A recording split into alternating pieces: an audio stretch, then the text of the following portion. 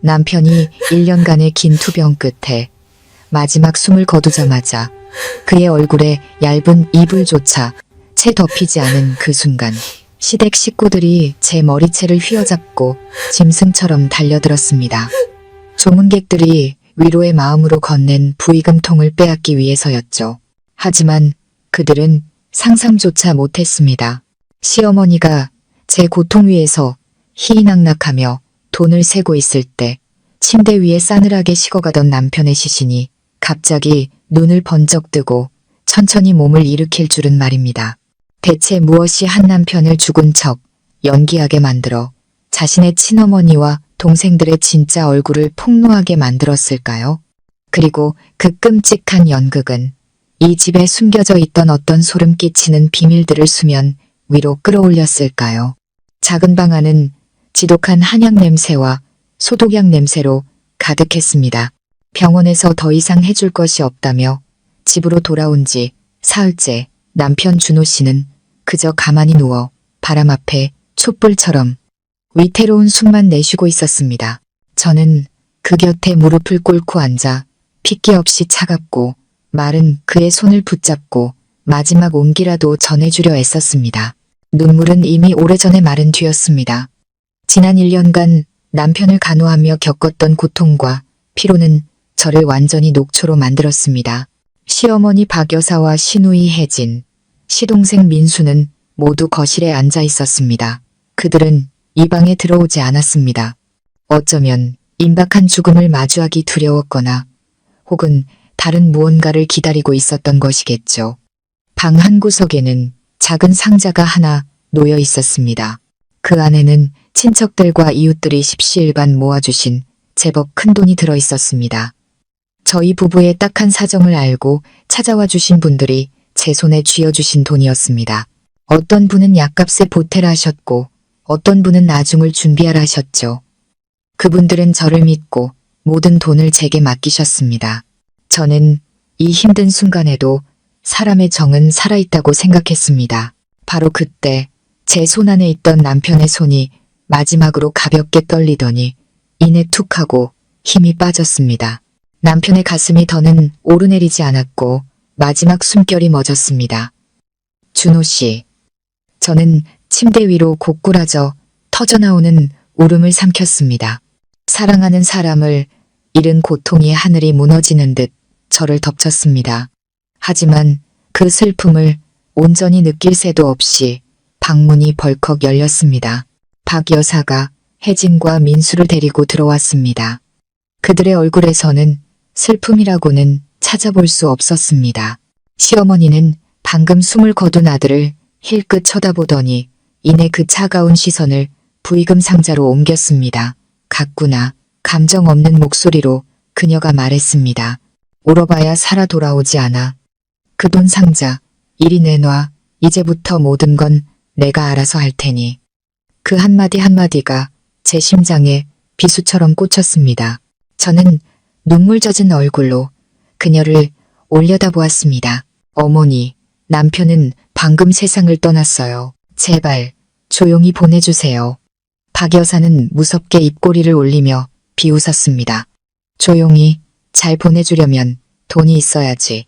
너 저 돈 다 들고 튈 생각이었지. 내 속셈 내가 모를 줄 알아. 어서 내놔. 이 돈은 준호 씨 치료비와 장례를 위해 다들 도와주신 돈이에요. 저는 한 푼도 손대지 않을 거예요. 저는 떨리는 목소리로 겨우 설명했습니다. 아직도 말대꾸야. 시누이 혜진이 끼어들었습니다. 언니를 이 집에서 누가 믿는다고. 병원비 없다고 맨날 울고불고 하더니 사람들이 준 돈은 이렇게 꼭꼭 숨겨놓고 있었네. 엄마 말이 맞아. 엄마가 갖고 있는 게 제일 안전해. 저는 기가 막혀 말이 나오지 않았습니다. 지난 1년간 준호 씨의 병원비와 약값은 모두 저 혼자 동분서주하며 빌린 돈이었습니다. 우리의 유일한 기념품이었던 결혼 반지까지 팔아야 했습니다. 그들에게 돈을 빌려달라 했을 때 박 여사는 돈이 어디 있냐며 소리쳤고 혜진과 민수는 제 전화를 피했습니다. 그런데 이제 와서 마치 제가 돈을 횡령한 것처럼 말하는 것이었습니다. 제가 아무 말 없이 앉아있자 폭력적인 시동생 민수가 으르렁거리며 다가왔습니다. 이게 진짜 안 내놔? 그는 대뜸 저의 헝클어진 머리채를 거칠게 잡아 뒤로 당겼습니다. 퍽! 제 머리가 나무 침대 모서리에 세게 부딪혔고 눈앞이 번쩍하며 아찔한 현기증이 몰려왔습니다. 제가 정신을 차리기도 전에 세 사람은 굶주린 맹수처럼 제게 달려들었습니다. 시어머니는 손톱으로 제 얼굴을 핥히어 핏자국을 냈고 혜진은 뾰족한 구두굽으로 제 등과 배를 무자비하게 짓밟았습니다. 그리고 민수는 주먹과 손바닥으로 인정사정 없이 저를 때렸습니다. 당신들은 악마야. 저는 절망 속에서 소리쳤지만 제 비명은 그들의 잔인한 폭력 속에 묻혀버렸습니다. 저는 바닥에 웅크린 채 육체적, 정신적 고통에 몸부림쳤습니다. 며느리로 살아온 5년, 저는 참고 희생하며 그들의 가족으로 인정받기 위해 모든 것을 바쳤습니다. 제 진심이 조금이라도 존중받을 수 있을 거라 믿었습니다. 하지만 아니었습니다. 저는 틀렸습니다. 이들에게 선의와 인내는 어리석고 나약함의 증거일 뿐이었습니다. 그들은 저를 짓밟고 마지막 하나까지 빼앗을 기회만을 노리고 있었습니다. 시어머니가 제 가방을 낚아채 열쇠 꾸러미를 꺼내더니 떨리는 손으로 돈 상자에 자물쇠를 여는 것이 보였습니다. 찰칵하고 자물쇠 풀리는 소리가 날카롭게 들렸습니다. 그녀는 상자 안에 돈다발을 움켜쥐었고 탐욕스러운 두 눈이 번뜩였습니다. 아직 온기가 채가 시지 않은 아들의 시신 바로 옆에서 말입니다. 그녀는 입으로 50만 원, 100만 원, 와, 많다, 중얼거리며 돈을 세기 시작했습니다. 혜진과 민수도 신이 나서 달려들어 부의금을 나눠 갖기 시작했습니다. 그들은 웃고 다투고 방금 형제를 잃었다는 사실도 피와 눈물 속에 쓰러져 있는 형수도 완전히 잊은 듯 했습니다. 눈앞의 광경은 역겨움을 넘어 공포스러웠습니다. 이들은 가족이 아니었습니다. 시체를 뜯어먹는 독수리 떼였습니다. 저는 모든 것을 포기하고 눈을 감았습니다. 차라리 죽는 게 낫겠다고 생각했습니다. 마지막으로 남편의 얼굴이라도 한 번 더 보려고 힘겹게 고개를 돌린 순간 저는 믿을 수 없는 광경을 목격했습니다. 희미한 불빛 아래 뿌연향 연기 속에서 남편을 덮고 있던 이불이 아주 미세하게 움직였습니다. 그리고 시어머니의 돈새는 소리가 한창일 때 굳게 감겨있던 남편의 두 눈이 아주 천천히 열리기 시작했습니다. 그 눈은 더 이상 병자의 무기력한 눈이 아니었습니다. 분노와 고통의 불꽃이 타오르고 있었습니다. 그는 돈다발을 나누고 있는 세 사람을 똑바로 쳐다보더니 팔에 힘을 주어 천천히 몸을 일으켰습니다. 시어머니의 돈새는 소리가 갑자기 멈췄습니다. 혜진과 민수의 웃음소리도 멎었습니다. 방 안은 죽음 같은 정적에 휩싸였습니다. 그들의 이가 서로 부딪혀 딱딱거리는 소리만 들릴 뿐이었습니다. 박 여사가 천천히 고개를 돌렸고 침대 위에 꼿꼿이 앉아 자신을 한 번도 본 적 없는 눈빛으로 쳐다보는 아들을 본 순간 그녀의 손에 들려있던 돈다발이 바닥으로 후두둑 떨어졌습니다. 만약 이 이야기가 여러분의 마음을 움직이고 불의에 분노하게 만들었으며 다음에 어떤 일이 펼쳐질지 궁금하게 만들었다면 주저하지 마시고 여유로운 노후 채널 구독 버튼을 눌러주세요. 여러분의 구독 하나하나가 저희가 더 진솔하고 감동적인 이야기를 전할 수 있는 큰 힘이 됩니다. 죽은 자가 다시 살아났을 때 정의가 어떻게 실현되는지 함께 지켜봐 주시기 바랍니다. 그들은 남편의 죽음이 비극이 아니라 그들을 잡기 위한 덫이었다는 사실을 알지 못했습니다. 그리고 세 사람은 방금 그 덫에 완벽하게 걸려든 것입니다. 남편이 병상에서 벌떡 일어난 그 순간은 시어머니와 두 동생의 남은 평생을 따라다닐 악몽이 될 것입니다.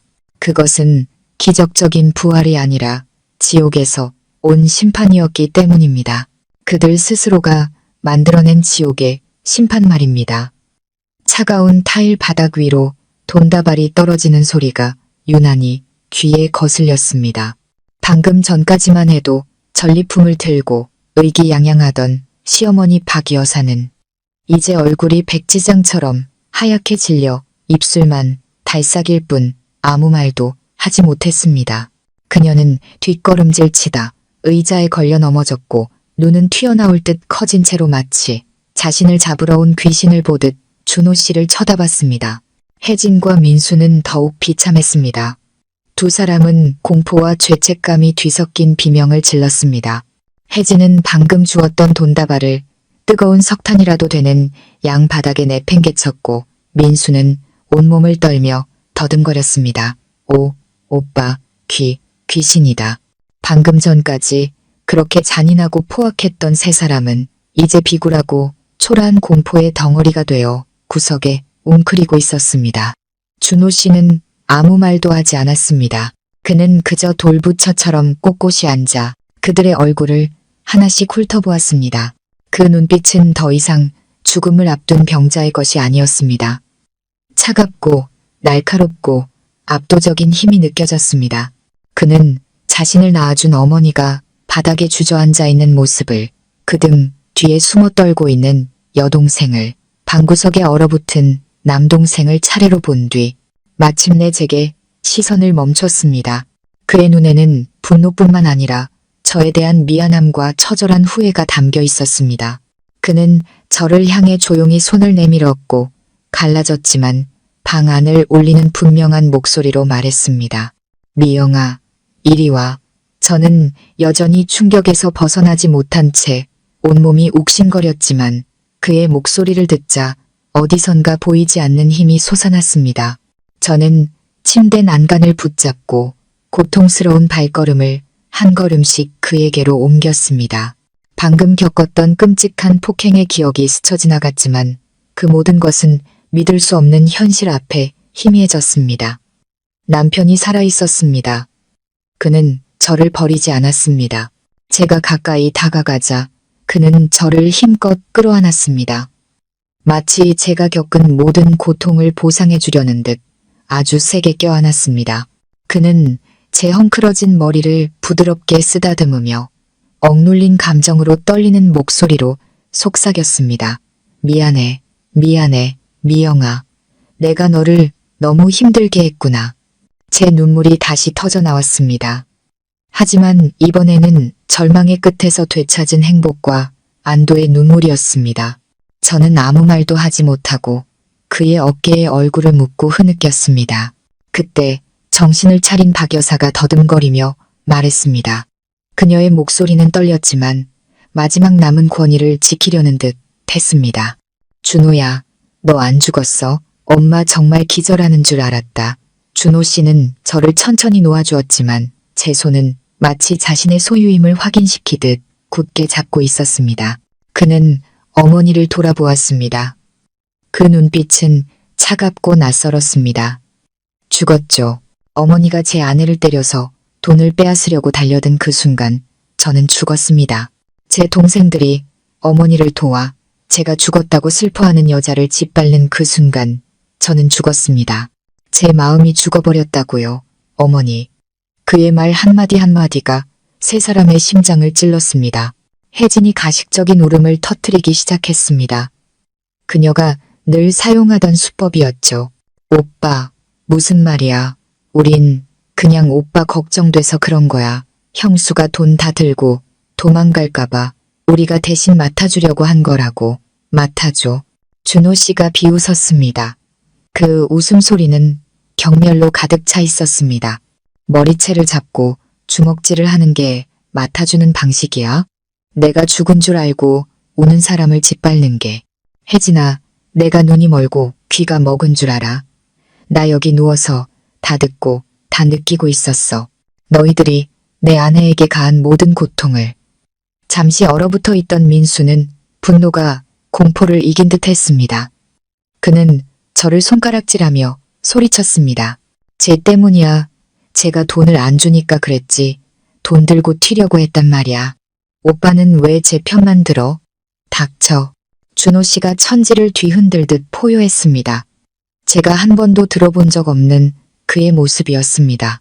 늘 온화하고 참을성 있던 제 남편이 이제 막다른 길에 몰린 호랑이 같았습니다. 네가 무슨 자격으로 그런 말을 해. 넌 빌어먹고 사는 기생충이야. 누구 돈으로 살고 있어. 네가 도박으로 날린 돈 누가 갚아줬지. 네가 방금 때리고 욕한 저 사람이 바로 자기 결혼 반지까지 팔아서 내 빚을 갚아줬다는 건 알고 있어? 민수는 얼어붙었습니다. 그의 얼굴이 불그락푸르락 변했습니다. 그는 자신의 추악한 비밀이 이런 식으로 폭로될 줄은 꿈에도 몰랐을 겁니다. 저는 준호 씨를 바라보았습니다. 말로 표현할 수 없는 감정이 솟구쳤습니다. 그는 모든 것을 알고 있었습니다. 제가 한 번도 말하지 않았던 저의 희생까지도. 박 여사는 상황이 불리해지자 태도를 바꿨습니다. 그녀는 침대 옆으로 기어와 준호 씨의 다리를 잡으려고 애썼습니다. 준호야, 내 아들아. 엄마가 잘못했다. 내가 너무 생각이 짧았어. 그냥 내 장례식 잘 치러주고 싶은 마음이 급해서 그랬다. 한 번만 용서해다오. 준호 씨는 그녀가 닿지 못하게 다리를 피했습니다. 절 위해서요. 어머니, 이제 연기는 그만하세요. 전 안 죽었어요. 그리고 오늘의 이 연극은 바로 저와 제 아내가 함께 계획한 겁니다. 그의 고백은 세 사람에게 청천벽력과도 같았습니다. 그들은 믿을 수 없다는 듯 눈을 크게 뜨고 그를 쳐다봤습니다. 저 역시 놀랐습니다. 저는 그가 기적적으로 깨어난 줄로만 알았는데 이것이 계획이었다니. 박 여사가 떨리는 목소리로 되물었습니다. 너 뭐라고? 계획이라고? 내가 죽은 척 했다고? 네, 맞아요. 준호 씨가 단호하게 말했습니다. 저는 죽은 척 해야만 했습니다. 그렇게 하지 않으면 제가 가장 사랑하는 가족들의 진짜 얼굴을 어떻게 볼 수 있었겠어요? 제가 눈을 감자마자 당신들이 제 아내에게 어떻게 대하는지 어떻게 알 수 있었겠습니까? 이건 덫이었고 당신들은 스스로 그 덫으로 걸어 들어온 겁니다. 방 안은 다시 정적에 휩싸였습니다. 하지만 이번의 침묵은 귀신에 대한 공포가 아니라 눈앞에 드러난 잔인하고 추악한 진실에 대한 공포 때문이었습니다. 저는 제 옆에 남편을 바라보았습니다. 안쓰럽고 감동적이면서도 한편으로는 조금 두려웠습니다. 그가 얼마나 고통스럽고 절망스러웠으면 이렇게까지 비참한 계획을 세워야만 했을까요? 그리고 저는 오늘 그들의 탐욕을 폭로한 것이 훨씬 더 큰 계획의 시작에 불과하다는 것을 알지 못했습니다. 앞으로 벌어질 일이야말로 그들에게 진정한 지옥을 보여줄 것이었습니다. 남편이 가족의 진심을 시험하기 위해 죽은 척했다는 사실은 시댁 식구들뿐만 아니라 저에게도 엄청난 충격이었습니다. 저는 그가 그저 기적적으로 깨어난 줄로만 알았습니다. 하지만 이것은 치밀하게 계획된 연극이었습니다. 비극의 여주인공은 바로 저였지만 정작 저는 그 대본의 내용을 전혀 모르고 있었습니다. 저는 수만 가지 질문을 품은 채 남편을 바라봤지만 목이 메어 아무 말도 할 수 없었습니다. 준호 씨는 제 눈 속에 혼란을 읽은 듯 했습니다. 그는 제 손을 위로하듯 가볍게 쥐어준 뒤 돌처럼 굳어버린 세 사람을 향해 돌아섰습니다. 내가 왜 이래야만 했는지 알고 싶으십니까? 그는 더 이상 날카롭지 않고 깊은 슬픔이 담긴 목소리로 물었습니다. 아무도 대답하지 않았습니다. 그들은 그저 심판을 기다리는 죄인처럼 그에게 시선을 고정한 채 앉아 있었습니다. 준호 씨는 이야기를 시작했습니다. 그의 이야기는 우리가 겪어온 모든 과거를 담은 느린 영화처럼 펼쳐졌습니다. 그 자리에 있는 우리 모두만이 이해할 수 있는 어두운 구석까지도 말입니다. 5년 전 저와 미영 씨가 결혼할 때 어머니는 제게 말씀하셨죠. 미영이는 부유한 친정을 포기하고 아무것도 없는 너를 따라왔으니 잘해주거라. 저는 그 말을 믿었습니다. 저는 우리 집이 가난해도 가족 간의 정은 넘칠 거라고 생각했습니다. 하지만 제가 틀렸더군요. 그는 깊은 한숨을 내쉬었습니다.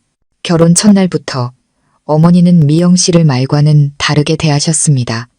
밥하고 빨래하고 청소하는 집안의 모든 일을 시키셨죠. 마치 가정부처럼요. 미영 씨는 퇴근하고 피곤한 몸으로도 바로 부엌으로 가야 했습니다. 그동안 혜진이는 소파에 앉아 TV를 봤죠. 제가 한마디 하면 어머니는 며느리가 집안이라는 건 당연한 책임이다. 쟤는 아직 어려서 뭘 알아. 라며 제 말을 막으셨습니다. 박 여사는 고개를 푹 숙였고 혜진은 분한 듯 입술을 깨물었습니다. 준호 씨는 담담하지만 한 글자 한 글자가 망치처럼 무겁게 말을 이어갔습니다. 저는 그저 어머니의 생각이 구식이라 그렇다고 제가 중간에서 잘 조율하면 될 거라고 생각했습니다. 하지만 상황은 점점 나빠졌죠. 미영 씨는 월급의 대부분을 생활비로 어머니께 드렸습니다. 어머니는 돈을 받을 땐 좋아하셨지만 뒤에서는 이웃들에게 며느리가 하는 일 없이 밥만 축낸다고 험담을 하셨죠.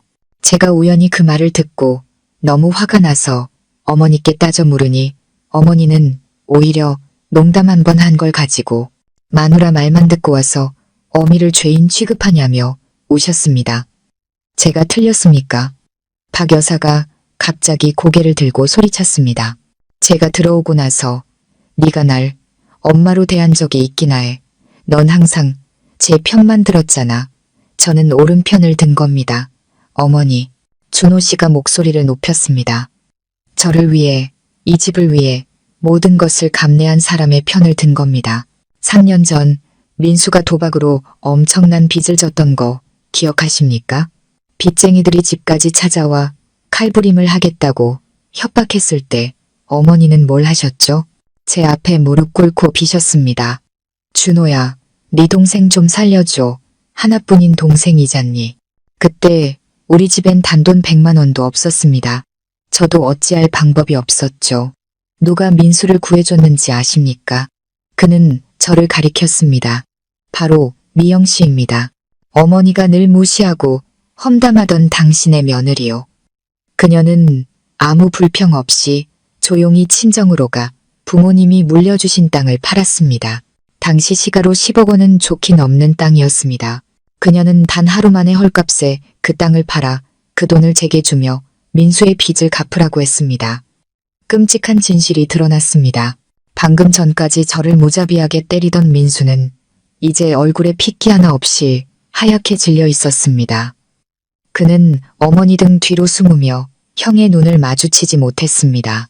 박 여사와 혜진도 경악했습니다. 이 이야기는 제가 시댁 식구 중 누구에게도 심지어 준호 씨에게도 말한 적이 없었습니다. 저는 그저 친구에게 빌렸다고 말했습니다. 남편이 처가에 신세 졌다는 생각에 힘들어할까봐, 시댁이 처가를 이용했다는 말을 들을까봐 그랬습니다. 당신 어떻게 알았어요? 제가 더듬거리며 묻자 준호 씨는 후회 가득한 눈빛으로 저를 바라보았습니다. 오래전에 알았어, 미영아. 장인어른 댁에 갔을 때 아버님께서 무심코 말씀하셨어. 우리 미영이가 참 어리석지. 시댁 때문에 할머니 유산인 그 땅을 팔아버렸으니. 그때서야 모든 걸 알게 됐어. 돌아와서 너한테 물었지만 넌 내가 신경 쓸까봐 끝까지 아니라고 했지. 미영아, 넌 너무 착했고 난 너무 비겁했어. 그는 제 손을 꽉 잡았습니다. 난 진실을 마주할 용기가 없었고 너를 지켜주지 못했어. 그저 내가 더 열심히 일해서 돈을 많이 벌면 가족이 화목해지고 어머니와 동생들이 너에게 잘해줄 거라고 착각했어. 내가 완전히 틀렸던 거야. 그는 다시 가족들을 향해 돌아섰습니다. 그의 목소리는 비통함으로 가득 차 있었습니다. 그 돈을 받고 나서 당신들은 뭘 했습니까? 고마워했나요? 아니요.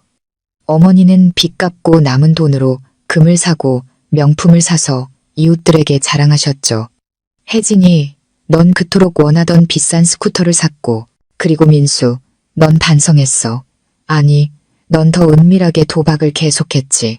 그 누구도 미영 씨에게 고맙다는 말 한마디 하지 않았어. 오히려 더 못되게 굴었지. 그녀가 자기 공을 내세울까봐, 돈을 돌려달라고 할까 봐 두려웠으니까. 그래서 더 트집 잡고 깎아내리며 이 집에서 그녀의 가치를 없애버리려고 했던 거야. 방하는 쥐, 죽은 듯 조용했습니다. 추악한 진실 앞에 누구도 변명할 수 없었습니다. 무심코 던졌던 말과 행동들이 이제 하나의 완전한 그림이 되어 그들의 배은망덕함과 악랄함을 증명하고 있었습니다. 준호 씨가 말을 이었습니다. 1년 전 제가 아프기 시작했습니다. 치료비가 많이 드는 병이었죠. 저는 이번에야말로 가족이 하나로 뭉칠 기회라고 생각했습니다. 하지만 아니었죠. 어머니는 돈이 없다고 하셨고 혜진이와 민수는 자취를 감췄습니다. 미영 씨 혼자 사방으로 뛰어다녔습니다. 밤늦게까지 부업을 하고 잠을 줄여가며 일했죠. 그녀는 바싹 말라갔지만 제 앞에서는 단 한 번도 힘들다고 말하지 않았습니다. 병문안을 올 때마다 항상 웃으며 말했죠. 걱정 마요. 내가 있잖아요. 그는 붉어진 눈으로 저를 바라보았습니다. 그런데 어머니, 동생이라고 부르던 당신들은 어디에 있었습니까? 병문안은 몇 번이나 왔었죠. 올 때마다 물었던 건 딱 하나였습니다. 의사가 뭐래? 얼마나 더 산대? 그의 말은 날카로운 기소장이었습니다. 박 여사는 더 이상 울부짖지 않았습니다. 그녀는 그저 고개를 숙인 채 앉아 있었습니다. 어쩌면 그의 말이 그녀에게 남은 마지막 양심을 건드렸을지도 모릅니다. 그래서 준호 씨가 결론을 내렸습니다. 저는 알았습니다. 만약 제가 정말로 세상을 떠난다면 미영 씨는 이 집에서 살아남지 못할 거라는 걸. 당신들이 그녀를 가만두지 않고 남은 모든 것을 빼앗으려 할 거라는 걸. 그래서 저는 이 연극을 꾸며야만 했습니다. 저는 몰래 미영 씨에게 계획을 말하고 연기를 잘 해달라고 부탁했습니다. 하지만 저조차도 당신들이 그녀에게 이렇게까지 잔인하게 굴 줄은 몰랐습니다. 그의 말에는 모순이 있었습니다. 그는 저와 계획을 상의했다고 했지만 저는 전혀 아는 바가 없었습니다. 제가 의아한 눈으로 그를 쳐다보자 그는 저를 보며 아주 살짝 고개를 저었습니다. 저만이 이해할 수 있는 신호였습니다. 그는 거짓말을 하고 있었습니다. 저를 보호하기 위해 그들이 저를 이 계획의 공범으로 생각하게 만들어 다시는 저를 얕보지 못하게 하려는 것이었습니다. 그리고 저는 문득 깨달았습니다. 돈 문제와 부당한 대우 때문에 그들의 가면을 벗기려 했다기에는 이 모든 계획이 너무나도 처절했습니다. 분명 남편을 이 막다른 길로 몰아넣은 훨씬 더 깊고 끔찍한 이유가 있을 것이 틀림없었습니다. 준호 씨가 더 이상 가족을 믿지 못해 죽은 척해야만 했다는 고백은 시어머니와 두 동생에게 남은 마지막 자존심에 치명타를 날렸습니다. 그들은 더 이상 소리치거나 변명하지 못하고 심판을 기다리는 죄인처럼 조용히 앉아 있었습니다. 그 침묵은 그들이 저지른 모든 죄를 인정하는 것과 같았기에 어떤 욕설보다도 더 무서웠습니다. 오랫동안 억눌러왔던 감정을 모두 쏟아낸 준호 씨도 평정을 되찾은 듯 했습니다. 그는 더 이상 분노에 찬 포효를 하지 않았습니다. 대신 제가 그에게서 한 번도 본 적 없는 냉철하고 단호한 모습이 나타났습니다. 그는 더 이상 가족의 평화를 위해 자신을 희생하던 유약한 아들이나 남편이 아니었습니다. 병마와 배신은 그를 다른 사람으로 만들었습니다. 가장 소중한 것을 지키기 위해 무엇을 해야 하는지 아는 남자로 말입니다. 그는 저를 침대 위에 바로 앉혀준 뒤 박 여사를 향해 감정 없는 목소리로 말했습니다. 어머니께 두 가지 선택지를 드리겠습니다. 이 말이 왜 이리 익숙하게 들릴까요? 바로 조금 전, 저 역시 이런 잔인한 선택의 기로에 놓였었습니다. 첫째, 어머니는 혜진이, 민수와 함께 짐을 챙겨 당장 이 집에서 나가세요. 오늘 당신들이 미영 씨에게 한 짓은 묻지 않겠습니다. 저를 낳아주신 은혜는 그것으로 갚는 셈 치겠습니다. 박 여사가 고개를 번쩍 들었습니다. 그녀의 눈에는 당혹감과 분노가 서려 있었습니다. 너, 내 어미를 집에서 내쫓겠다고? 준호야, 너 미쳤어? 여긴 내 집이야. 조상님들이 물려주신 집이라고. 조상님 집이요? 준호 씨가 비웃었습니다. 어머니, 잊으셨습니까? 이 집은 아버지가 돌아가시면서 남긴 유언장에 따라 제 단독 명의로 되어 있습니다. 어머니는 돌아가실 때까지 여기서 사실 권리만 있으셨죠. 하지만 어머니는 그 권리를 스스로 내팽개치셨습니다. 어머니로서, 할머니로서의 책임을 다하지 않으셨어요. 당신의 며느리에게 이 집을 지옥으로 만드셨습니다. 그러니 더 이상 이곳에 머물 자격이 없으십니다. 그의 말은 그녀의 마지막 희망을 잘라내는 칼날 같았습니다. 맞습니다. 이 집은 법적으로 준호 씨의 소유였습니다. 박 여사는 그저 시어머니라는 이름으로 위세를 부렸을 뿐입니다. 이제 유일한 아들이 등을 돌린 이상 그녀의 손에는 아무것도 남지 않았습니다. 그럼 두 번째 선택은 뭔데? 혜진이가 겁에 질린 목소리로 물었습니다. 준호 씨는 그녀를 쳐다봤습니다. 그 시선에 혜진은 저절로 목을 움츠렸습니다. 두 번째 선택은 당신들이 나가지 않는 겁니다. 대신 그는 잠시 말을 멈췄습니다. 내가 경찰을 부를 겁니다. 당신들 세 사람을 내 아내에 대한 폭행 및 재물 강탈 혐의로 고소할 겁니다. 미영 씨 몸에 남은 상처와 부서진 돈 상자, 그리고 바닥에 흩어진 이 돈들이 모두 증거입니다. 류엔, 이 정도 혐의면 교도소에서 한동안 지내게 될 겁니다. 특히 민수 너, 그는 남동생을 똑바로 쳐다봤습니다. 도박 전과까지 있으니 이번에는 집행유예로 끝나지 않을 거다. 경찰과 교도소라는 두 단어는 세 사람을 감전시킨 듯 했습니다. 이 작은 동네에서 체면은 무엇보다 중요했습니다. 경찰에게 수갑이 채워져 끌려가는 모습을 이웃들에게 보인다면 더 이상 얼굴을 들고 다닐 수 없을 겁니다. 가장 난폭했던 민수가 이제 가장 두려움에 떨고 있었습니다. 그는 무릎을 꿇고 침대 옆으로 기어와 울며 애원했습니다. 형, 내가 잘못했어. 나 감옥 가기 싫어. 제발 한 번만 용서해줘. 혜진이도 서둘러 따라 무릎을 꿇고 눈물을 흘렸습니다. 오빠, 우리가 정말 잘못했어. 그냥 순간적으로 정신이 나갔었나 봐. 제발 일 크게 만들지 마. 이웃들이 알면 우리 집안 망신이야. 준호 씨는 발치에 엎드린 두 동생을 조금의 동요도 없는 눈으로 내려다봤습니다. 망신, 이제 와서 망신당할 게 두려워? 당신들이 힘없는 여자 하나를 집단으로 폭행할 때 왜 그 단어를 생각하지 못했지? 내 아내를 돕기 위한 돈을 나눠 가지며 희희낙낙할 때 왜 망신스럽지 않았어? 박 여사는 두 자식이 비참하게 비는 모습을 보고 사태의 심각성을 깨달은 듯했습니다. 그녀는 더 이상 소리치지 않고 떨리는 목소리로 말했습니다. 준호야, 그러지 마라. 엄마가 나갈게. 당장 나갈게. 준호 씨가 고개를 끄덕였습니다. 좋아요. 1시간 드리겠습니다. 필요한 것만 챙겨서 여기서 떠나세요. 이 집은 이제 더 이상 당신들을 환영하지 않습니다. 그는 말을 마치고 저를 돌아봤습니다. 미영아, 당신은 방에 들어가서 좀 쉬어. 여기는 내가 정리할게. 저는 그를 보고 망연자실한 세 사람을 보았습니다. 마음 한구석이 후련했지만 그보다 더 큰 피로감이 몰려왔습니다. 이 싸움은 이겼지만 너무나 많은 것을 잃은 기분이었습니다. 저는 고개를 끄덕이고 벽을 짚으며 조용히 우리 부부의 침실로 들어갔습니다. 방문이 닫혔지만 밖에서 들려오는 울음소리, 애원하는 소리, 그리고 분노에 차 여행 가방에 물건을 던져 넣는 소리가 들려왔습니다. 한 가족이 단 반나절 만에 산산조각 났습니다. 저는 침대에 앉아 익숙한 방을 둘러보았습니다. 모든 것이 그대로였지만 제 마음은 완전히 달라져 있었습니다. 저는 문가에 서서 모든 풍파로부터 저를 지켜주는 남편의 든든한 뒷모습을 바라보았습니다.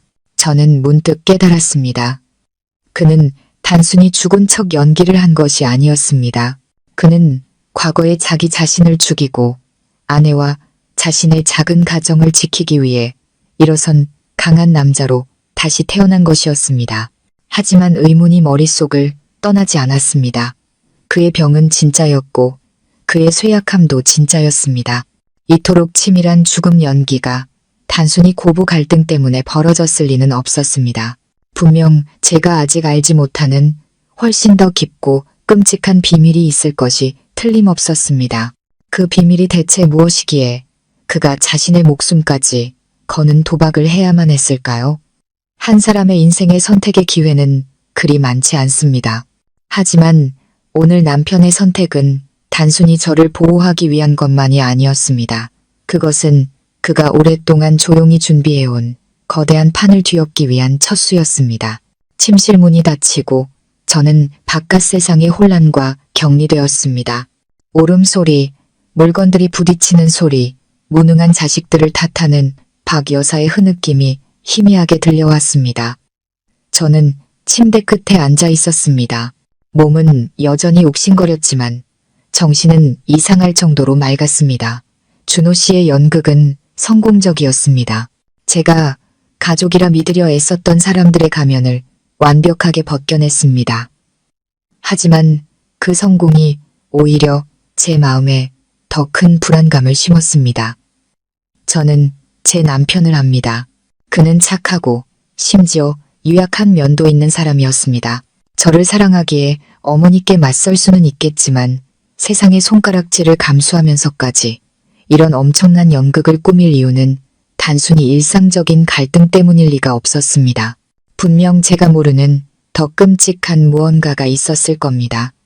저는 남편의 병세가 심해지기 전 마지막 몇 달을 떠올렸습니다. 그는 눈에 띄게 말이 없어지고 침울해졌습니다. 밤에는 혼자 베란다에 앉아 하염없이 담배를 피우며 무언가 깊이 고뇌하는 얼굴이었습니다.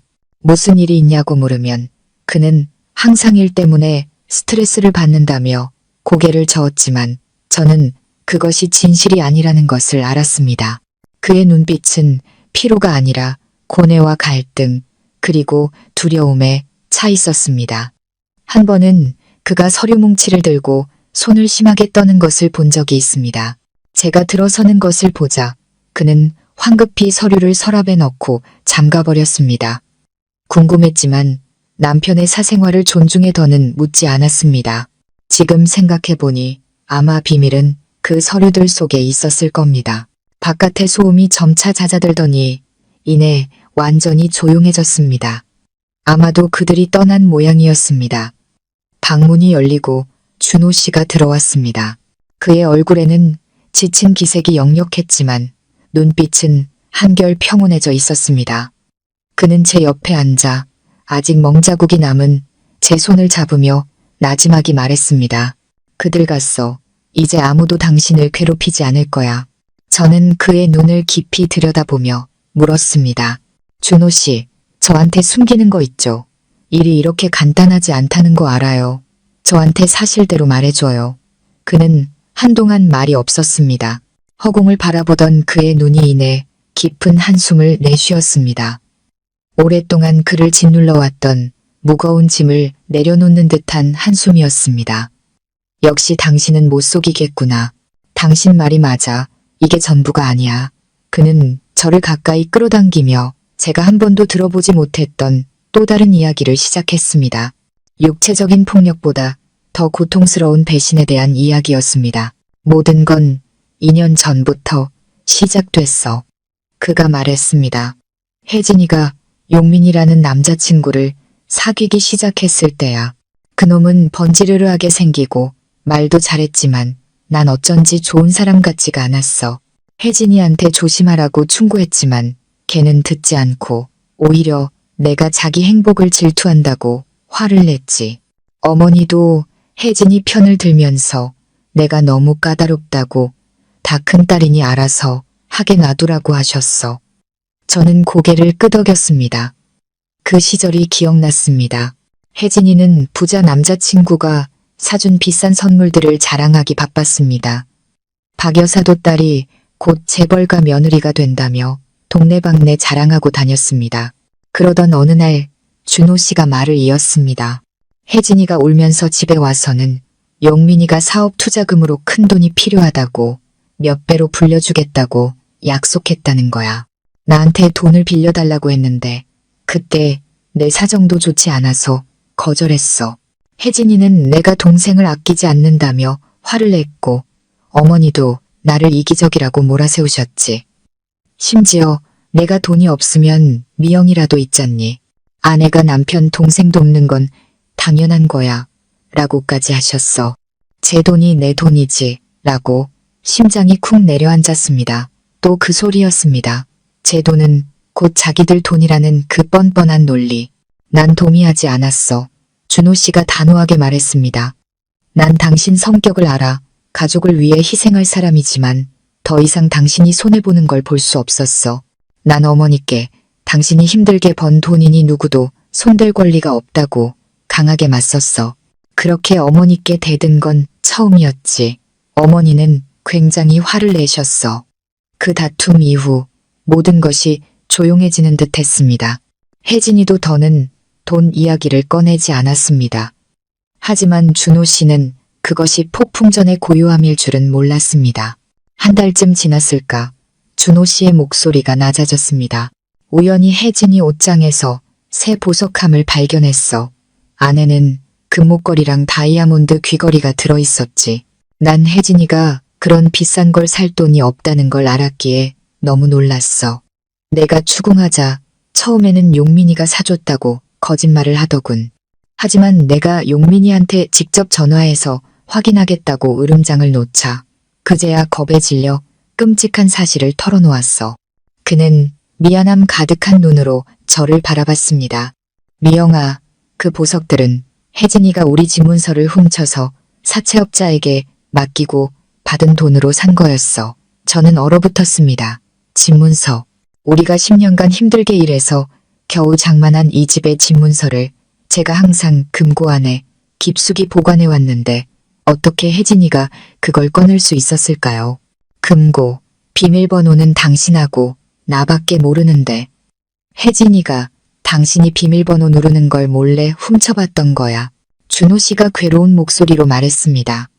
오랫동안 기회를 엿보고 있었던 거지. 집문서를 사채업자에게 넘기고 5억 원을 빌렸대.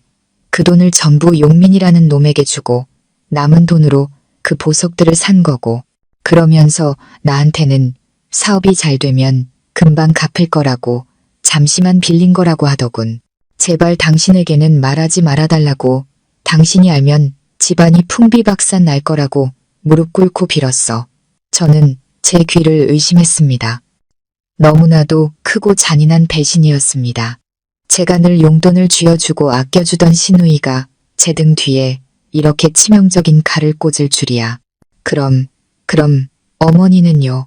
이 사실을 알고 계셨어요? 제가 떨리는 목소리로 물었습니다. 준호 씨는 무겁게 고개를 끄덕였습니다. 어머니도 알고 계셨어. 혜진이가 다 말했대. 하지만 어머니는 딸을 꼬집기는커녕 감싸주셨어. 나한테 그러시더군. 이미 벌어진 일인데 일을 크게 만들어서 뭘 하겠니. 혜진이도 다 미래를 위해서 그런 거다. 네가 오빠니까 동생을 위해 희생해야지. 미영이한테는 조용히 숨기고 있다가 몇 달 뒤에 돈 생기면 다시 찾아오면 그만 아니냐고. 가슴이 터질 것 같았습니다. 이 고통은 얻어맞는 것보다 더했습니다. 이것은 한 가족 전체의 배신이었습니다. 그들은 공모해서 저를 속이고 저를 바보로 만들었습니다. 난 그들 말을 따르지 않았어. 준호 씨가 말했습니다. 당신에게 숨길 수 없다는 걸 알았지만 어떻게 말해야 할지도 몰랐어. 당신이 충격받을까봐 두려웠지. 난 혼자 그 용민이라는 놈을 찾아가 돈을 돌려달라고 요구했지만 그는 이미 흔적도 없이 사라진 뒤였어. 사채업자에게 찾아가니 계약서대로 기한 내에 돈을 갚지 못하면 집을 빼앗을 거라고 하더군. 그는 완전히 무너져 내렸습니다. 미영아, 난 너무 무력했어. 내가 너무 한심한 남편이라고 느꼈어. 그렇게 걱정하고 괴로워하던 날들 때문에 내 병이 급격하게 악화된 거야. 이제야 모든 것이 이해되었습니다. 그가 왜 그렇게 침울했고 왜 그렇게 무너져 내렸는지.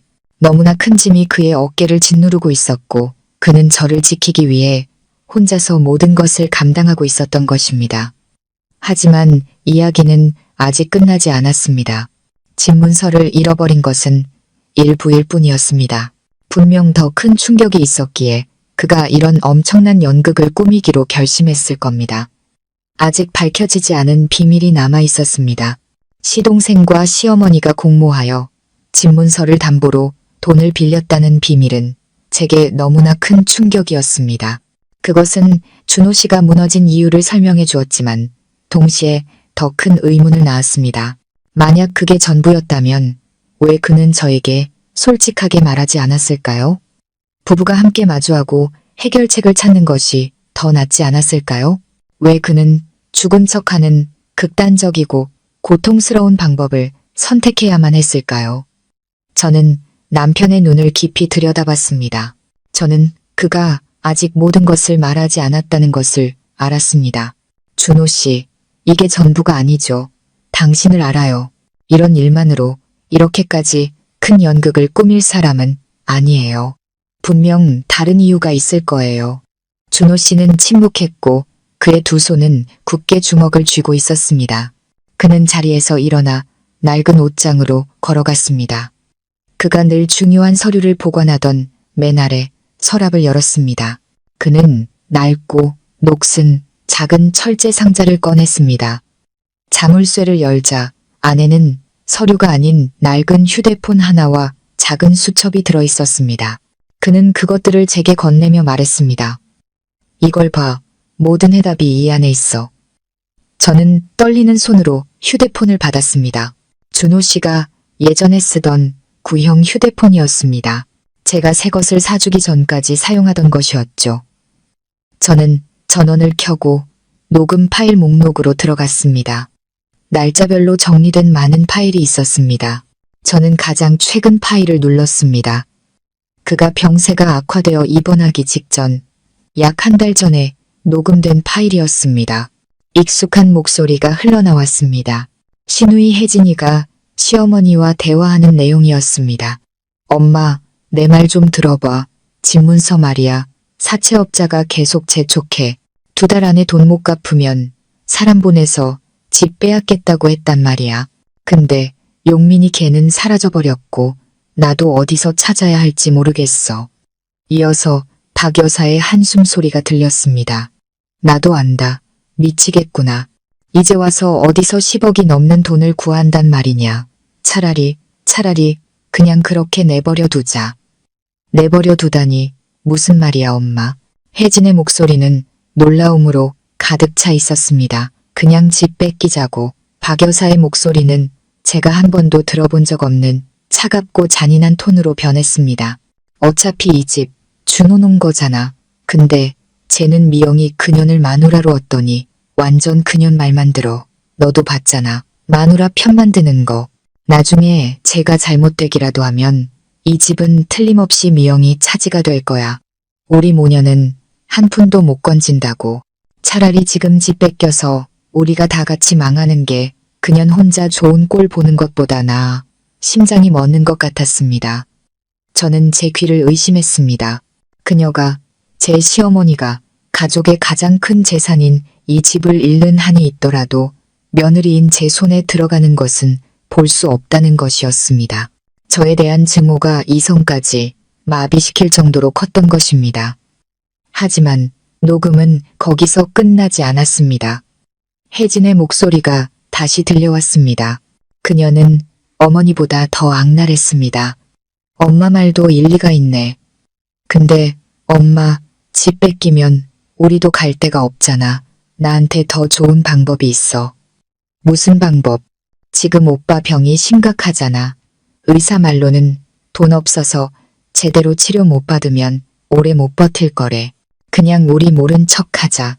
엄마, 형수한테 돈도 주지 말고 오빠 병이 더 심해지도록 그냥 내버려 두는 거야. 그러다 오빠가 죽으면 형수한테 장례 치를 돈이 없으니 집을 팔아야겠다고 말하는 거지. 아는 사람한테 싸게 파는 척 넘기고 형수한테는 그 값밖에 못 받았다고 하는 거야. 그 돈에서 조금 떼서 오빠 장례 치러주고 나머지는 우리 둘이 나누면 돼. 형수는 어차피 남편 죽으면 이 집에서 쫓겨날 신세잖아. 그때 되면 우린 돈도 있고 훨훨 날아다니면서 살 수 있어 저는 더 이상 들을 수 없었습니다.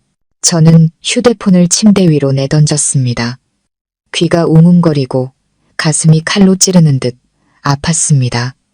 이건 사람이 아니었습니다. 악마였습니다. 그들은 제 집과 돈을 빼앗으려는 것뿐만 아니라 제 남편을, 그들의 아들이자 오빠를 천천히 고통스럽게 죽이려 하고 있었습니다. 재산을 차지하기 위해 그의 죽음을 바라고 있었던 겁니다. 준호 씨가 저를 끌어안고 떨리는 제 등을 토닥였습니다. 내가 이 녹음을 들었어. 그가 메인 목소리로 말했습니다. 우연히 낡은 휴대폰에 자동 녹음 기능을 켜둔 채로 거실에 두고 나왔던 거야. 이걸 들었을 때 믿을 수가 없었어. 꿈을 꾸는 줄 알았지. 하지만 사실이었어. 내가 가장 사랑하는 가족이 바로 내 죽음을 가장 바라는 사람들이었던 거야. 그는 수첩을 펼쳤습니다. 안에는 그들의 계획이 상세하게 적혀 있었습니다. 집을 누구에게 팔지, 돈은 어떻게 나눌지, 그리고 저를 합법적으로 쫓아낼 방법까지도. 그들은 모든 계획을 세워뒀어. 준호 씨가 말했습니다. 그들은 그냥 내가 죽기만을 기다리고 있었던 거야. 그때 깨달았어. 내 병보다 더 무서운 건 사람의 마음이라는 걸. 내가 그냥 이대로 누워있으면 정말로 죽게 될 거라는 걸 알았어. 병 때문에 죽고 가족의 잔인함 때문에 죽게 되겠지. 그리고 내가 죽으면 다음은 당신 차례일 거야. 그들은 절대 당신을 가만두지 않을 테니까. 미영아, 이제야 모든 것을 이해했습니다. 그가 죽은 척한 것은 그들의 마음을 떠보기 위함이 아니라 자기 자신과 저의 목숨을 구하기 위함이었습니다. 그는 자기 집에서 벌어지는 어두운 음모를 엿듣고 엿보기 위해 스스로 유령이 되어야만 했습니다. 그래서 그가 결연한 눈빛으로 저를 바라봤습니다.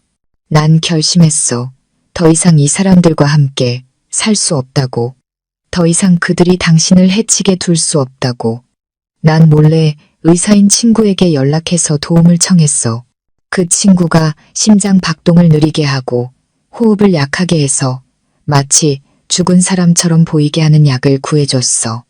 난 기회를 기다렸어. 그들이 내가 정말로 죽었다고 믿는 그 순간 모든 것을 폭로하기 위해서. 막다른 길에 몰린 사람이 얼마나 무서워질 수 있는지 그들에게 똑똑히 보여줘야만 했어. 저는 그를 힘껏 껴안았습니다. 더 이상 슬픔 때문이 아니었습니다. 제 남편이 너무나 안쓰러워서 눈물이 났습니다. 그는 병마와 인간의 악의 두 가지와 홀로 싸워야만 했습니다. 그는 너무나 큰 짐을 지고 있었습니다.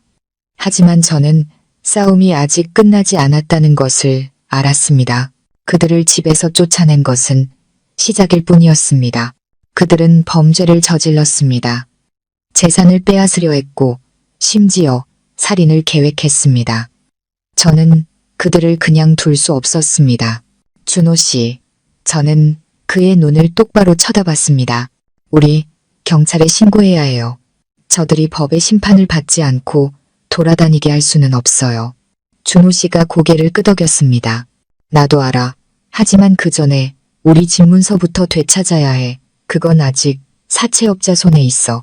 그리고 어머니와 혜진이는 절대 순순히 그놈이 누군지 알려주지 않을 거야.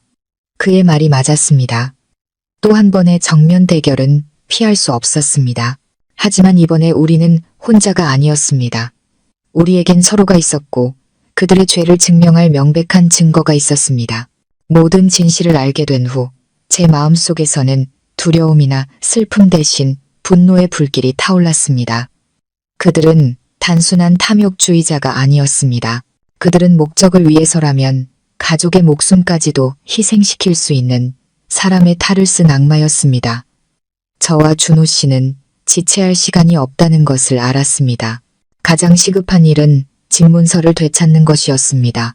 그러지 못하면 우리는 청춘을 바쳐 이룬 이 집을 허망하게 잃게 될 것이었습니다. 준호 씨는 모든 것을 치밀하게 계산하고 있었습니다. 그는 시어머니와 시누이의 성격상 절대 쉽게 굴복하지 않을 것이라고 예상했습니다. 집에서 쫓겨난 그들은 가만히 있지 않고 반드시 복수할 방법을 찾을 것이었습니다. 그리고 그것이 바로 우리의 기회였습니다. 준호 씨가 제게 말했습니다. 지금 그들은 우리가 단지 집을 독차지하기 위해 자기들을 쫓아냈다고 생각할 거야. 우리가 그들의 모든 음모를 알고 있다는 건 상상도 못하겠지.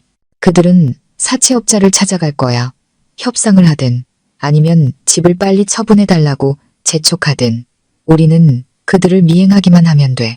준호 씨의 예상대로 이틀 뒤 박 여사와 혜진은 움직이기 시작했습니다. 그들의 얼굴에는 더 이상 두려움이 아닌 분노와 원망이 서려 있었습니다. 저와 준호 씨는 혜진이가 항상 들고 다니는 가방에 작은 추적장치를 몰래 넣어두었습니다. 예전에 저라면 상상도 못할 일이었지만 악마를 상대하기 위해서는 우리도 악마의 방법을 써야만 했습니다. 추적장치의 신호는 그들이 다른 지역의 깊고 어두운 골목 앞에서 멈췄음을 알려줬습니다. 준호 씨가 말했습니다. 틀림없어. 불법 사채 사무실은 보통 저런 곳에 있지. 우리는 서두르지 않았습니다. 준호 씨는 형사로 일하는 오랜 친구에게 전화를 걸었습니다. 그는 죽은 척했던 일부터 가족들의 재산 탈취 음모까지 모든 것을 털어놓았습니다.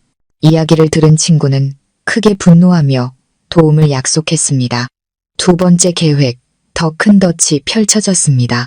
이번에는 저와 준호 씨뿐만 아니라 법이 우리의 편이 되어 주었습니다. 다음 날 박 여사와 혜진은 다시 그 골목을 찾았습니다. 이번에는 사복을 입은 형사들이 주변에 잠복해 있었습니다. 저와 준호 씨는 맞은편 카페에 앉아 한 형사의 몸에 부착된 작은 카메라를 통해 모든 상황을 지켜보고 있었습니다. 박 여사와 혜진은 간판도 없는 낡은 건물로 들어갔습니다. 잠시 후 온몸에 문신을 한 험악한 인상의 중년 남자가 나왔습니다. 그가 바로 사채업자였습니다. 도청 장치를 통해 그들의 대화가 들려왔습니다. 박 여사가 그를 설득하고 있었습니다. 사장님, 제발요. 시간을 조금만 더 주세요. 제 아들이 죽지 않고 다시 살아났어요. 그래서 일이 좀 꼬였습니다. 사채업자가 비웃었습니다. 무슨 소리야. 계약서에 도장 다 찍고 돈도 받아갔잖아. 이제 와서 안 죽었다니 나를 속이려는 거야? 난 그놈이 살았든 죽었든 상관없어. 정확히 한 달 뒤 원금의 이자까지 10억 못 가져오면 그 집은 내 거야. 내가 사람 보내서 깨끗하게 정리할 테니 그렇게 알아. 하지만 걔가 집 파는 걸 허락 안 해요. 혜진이 끼어들었습니다. 경찰에 신고하겠다고 협박까지 한다고요? 경찰, 그가 더 크게 웃었습니다. 내가 무서울 것 같아. 여기 내 서명이 들어간 계약서가 버젓이 있는데 어느 경찰이 나를 건드려? 아니면 내 동생들 보내서 네 오빠랑 직접 이야기 좀 해볼까? 얼마나 버틸 수 있는지 한번 보자고. 그 말을 듣자 박 여사와 혜진은 공포에 질렸습니다. 그들은 자신들이 진짜 범죄 조직과 엮였다는 것을 깨달았습니다. 그저 평범한 사채업자인 줄로만 알았는데 스스로 호랑이 굴에 들어온 셈이었습니다. 바로 그때 형사팀장이 신호를 보냈고 잠복해 있던 형사들이 순식간에 덮쳤습니다. 사채업자와 그의 부하들은 손쓸 틈도 없이 제압당했습니다. 박 여사와 혜진은 그 자리에서 기절하고 말았습니다. 불법 고금리 대출 및 담보 사기 조직 전체가 소탕되었습니다. 우리의 집문서와 함께 다른 많은 피해자들의 서류들도 발견되었습니다. 경찰서로 연행된 박 여사와 혜진은 부인할 수 없는 증거 앞에서 고개를 숙였습니다. 그들은 집문서를 훔친 것부터 저를 속이려 공모한 것까지 모든 범행을 자백했습니다. 준호 씨가 녹음했던 파일은 그들의 악랄한 음모를 증명하는 결정적인 증거가 되었습니다. 모든 것이 끝났다고, 정의가 실현되었다고 생각하는 순간이었습니다. 하지만 취조를 받던 혜진이 두려움에 떨며 형량을 줄여보고자 더 끔찍한 비밀을 털어놓았습니다. 그것은 몇 년 전 돌아가신 시아버지의 죽음과 관련된 비밀이었습니다. 그녀는 시아버지의 죽음이 단순한 교통사고가 아니었다고 말했습니다. 혜진의 자백은 원자폭탄처럼 모든 것을 파괴했습니다. 저는 준호 씨를 돌아보았습니다. 그의 얼굴은 새하얗게 질려 있었습니다. 그의 눈에는 극심한 고통과 혼란이 서려 있었습니다. 그의 아버지, 늘 온화하고 가족을 사랑했던 그분의 죽음에 다른 비밀이 숨겨져 있었다니. 그리고 그 죽음에 직접적으로 연관된 사람이 다름 아닌 그의 어머니 박 여사라는 것이었습니다. 시아버지의 죽음에 비밀이 있다는 혜진의 자백은 사건을 완전히 다른 차원으로 끌어올렸습니다. 이것은 더 이상 재산 다툼이나 사기 음모가 아닌 중대한 형사사건이 되었습니다. 저는 준호 씨를 바라봤습니다. 그는 의자에 못 박힌 듯 앉아 있었고 넓은 어깨는 힘없이 축 처져 있었습니다. 이 충격은 어머니와 동생들에게 배신당했을 때보다 더 커 보였습니다. 아버지는 그의 우상이자 그가 항상 존경하고 따르던 분이었습니다. 몇 년 전 교통사고로 인한 갑작스러운 죽음은 이미 큰 상처였습니다. 그런데 이제 그 죽음이 사고가 아닌 음모일 수 있다는 사실은 그에게 완전한 붕괴를 의미했습니다. 경찰들도 사건의 심각성을 인지하고 즉시 혜진을 따로 분리하여 신문하기 시작했습니다. 처음에는 그저들은 이야기라며 발뺌하던 그녀도 예리한 수사관들의 추궁과 무거운 처벌에 대한 두려움 앞에 결국 모든 것을 털어놓았습니다. 그 진실은 모두의 상상을 초월하는 것이었습니다. 혜진의 말에 따르면 시아버지의 작은 건설회사는 한창 성장가도를 달리고 있었다고 합니다. 그는 신용을 최우선으로 여기는 정직한 사업가였습니다. 하지만 시어머니 박 여사는 탐욕이 끝이 없는 사람이었습니다. 그녀는 현재의 삶에 만족하지 못하고 항상 더 많은 돈과 화려한 삶을 갈망했습니다. 그녀는 남편에게 부실 공사나 비자금 조성을 부추겼지만 아버님은 번번이 거절하셨습니다. 이로 인해 집안에서는 다툼이 끊이지 않았습니다. 그 무렵 박 여사는 다른 남자와 부적절한 관계를 맺고 있었습니다. 그 남자는 시아버지의 경쟁사 사장이었습니다. 그는 박 여사에게 부유한 삶을 약속했을 뿐만 아니라 남편의 회사를 통째로 빼앗을 계획을 세웠습니다. 그들의 계획은 시아버지를 제거하기 위해 불의의 사고처럼 보이는 교통사고를 위장하는 것이었습니다. 아버님이 돌아가시면 아내인 박 여사가 회사 포함 모든 재산을 상속받게 될 것이었습니다. 그녀의 내연남은 뒤에서 회사를 관리하며 서서히 자기 것으로 만들 계획이었습니다. 당시 사춘기였던 혜진은 어머니로부터 물질 만능주의를 그대로 물려받았습니다. 그녀는 우연히 어머니와 내연남의 대화를 엿들었습니다. 그녀는 어머니를 말리기는커녕 화려한 삶을 살게 해주겠다는 약속에 눈이 멀었습니다. 그녀는 침묵을 선택했고 어머니의 범죄에 동조했습니다. 심지어 사고 당일 어머니가 하루 종일 집에 있었다고 거짓 알리바이를 만들어주기까지 했습니다. 사고는 그들의 계획대로 일어났습니다. 시아버지는 세상을 떠났고 준호 씨에게는 지울 수 없는 상처를 남겼습니다. 경찰이 수사했지만 치밀하게 조작된 증거 앞에서 단순 음주운전 사고로 결론 내렸고 사건은 그렇게 종결되었습니다. 박 여사는 재산을 차지하는 데 성공했지만 하늘은 그녀의 편이 아니었습니다. 아버지가 돌아가신 후 준호 씨가 특유의 영리함과 노력으로 회사를 물려받아 다시 일으켜 세웠습니다. 그는 회사가 다른 사람 손에 넘어가는 것을 막았습니다. 이로 인해 박 여사와 내연남의 계획은 틀어졌습니다.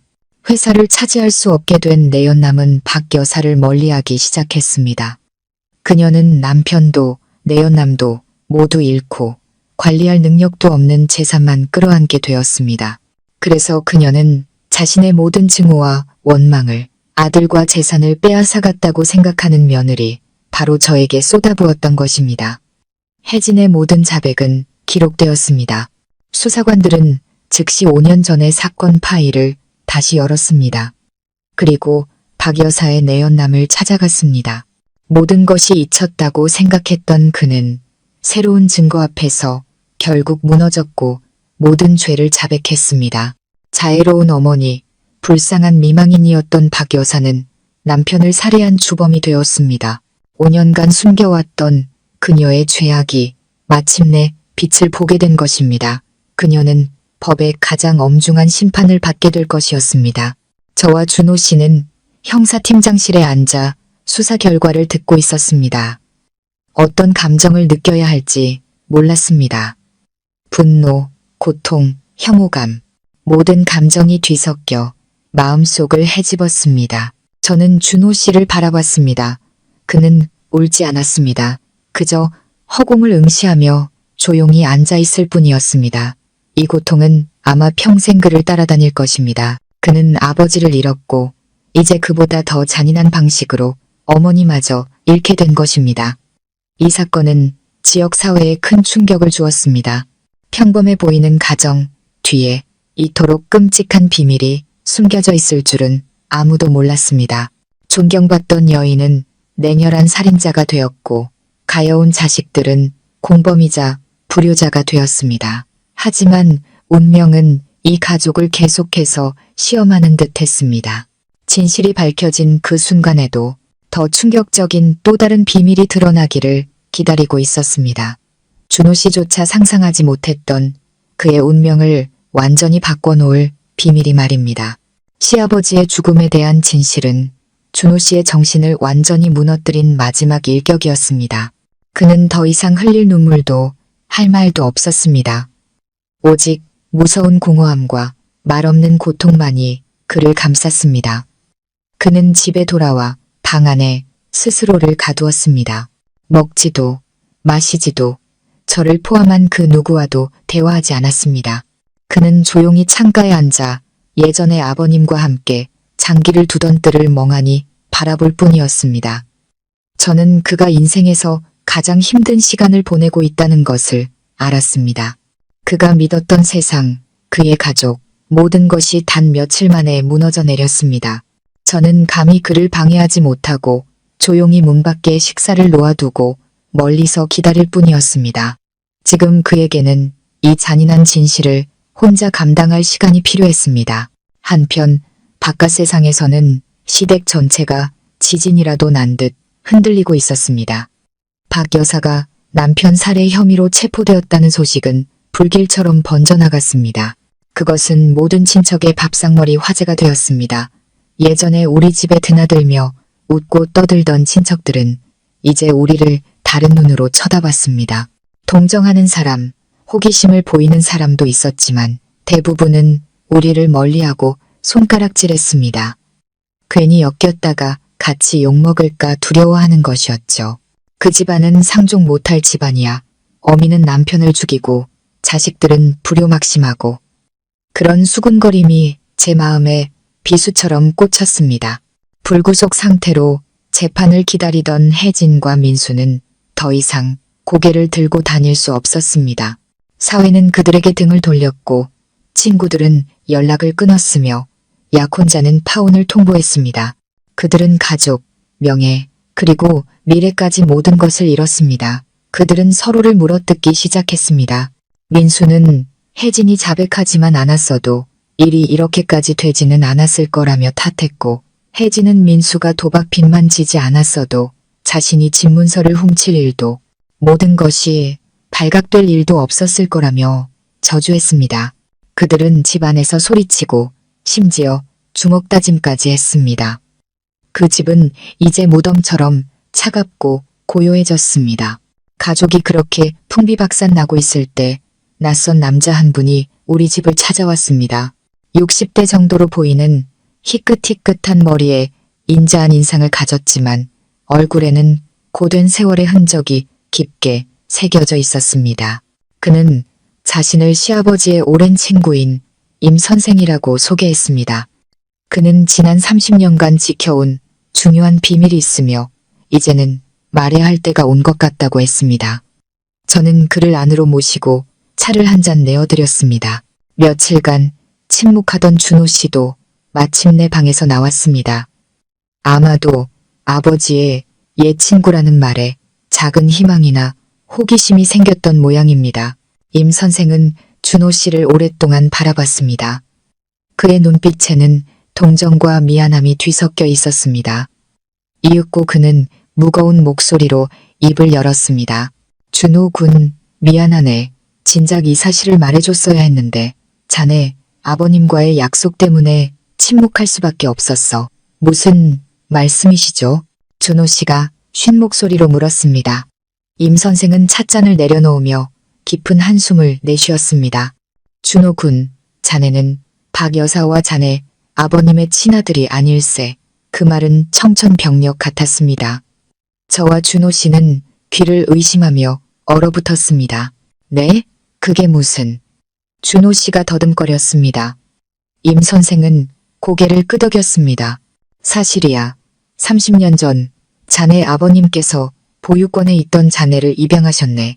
자네 친부모님은 사고로 돌아가셨지.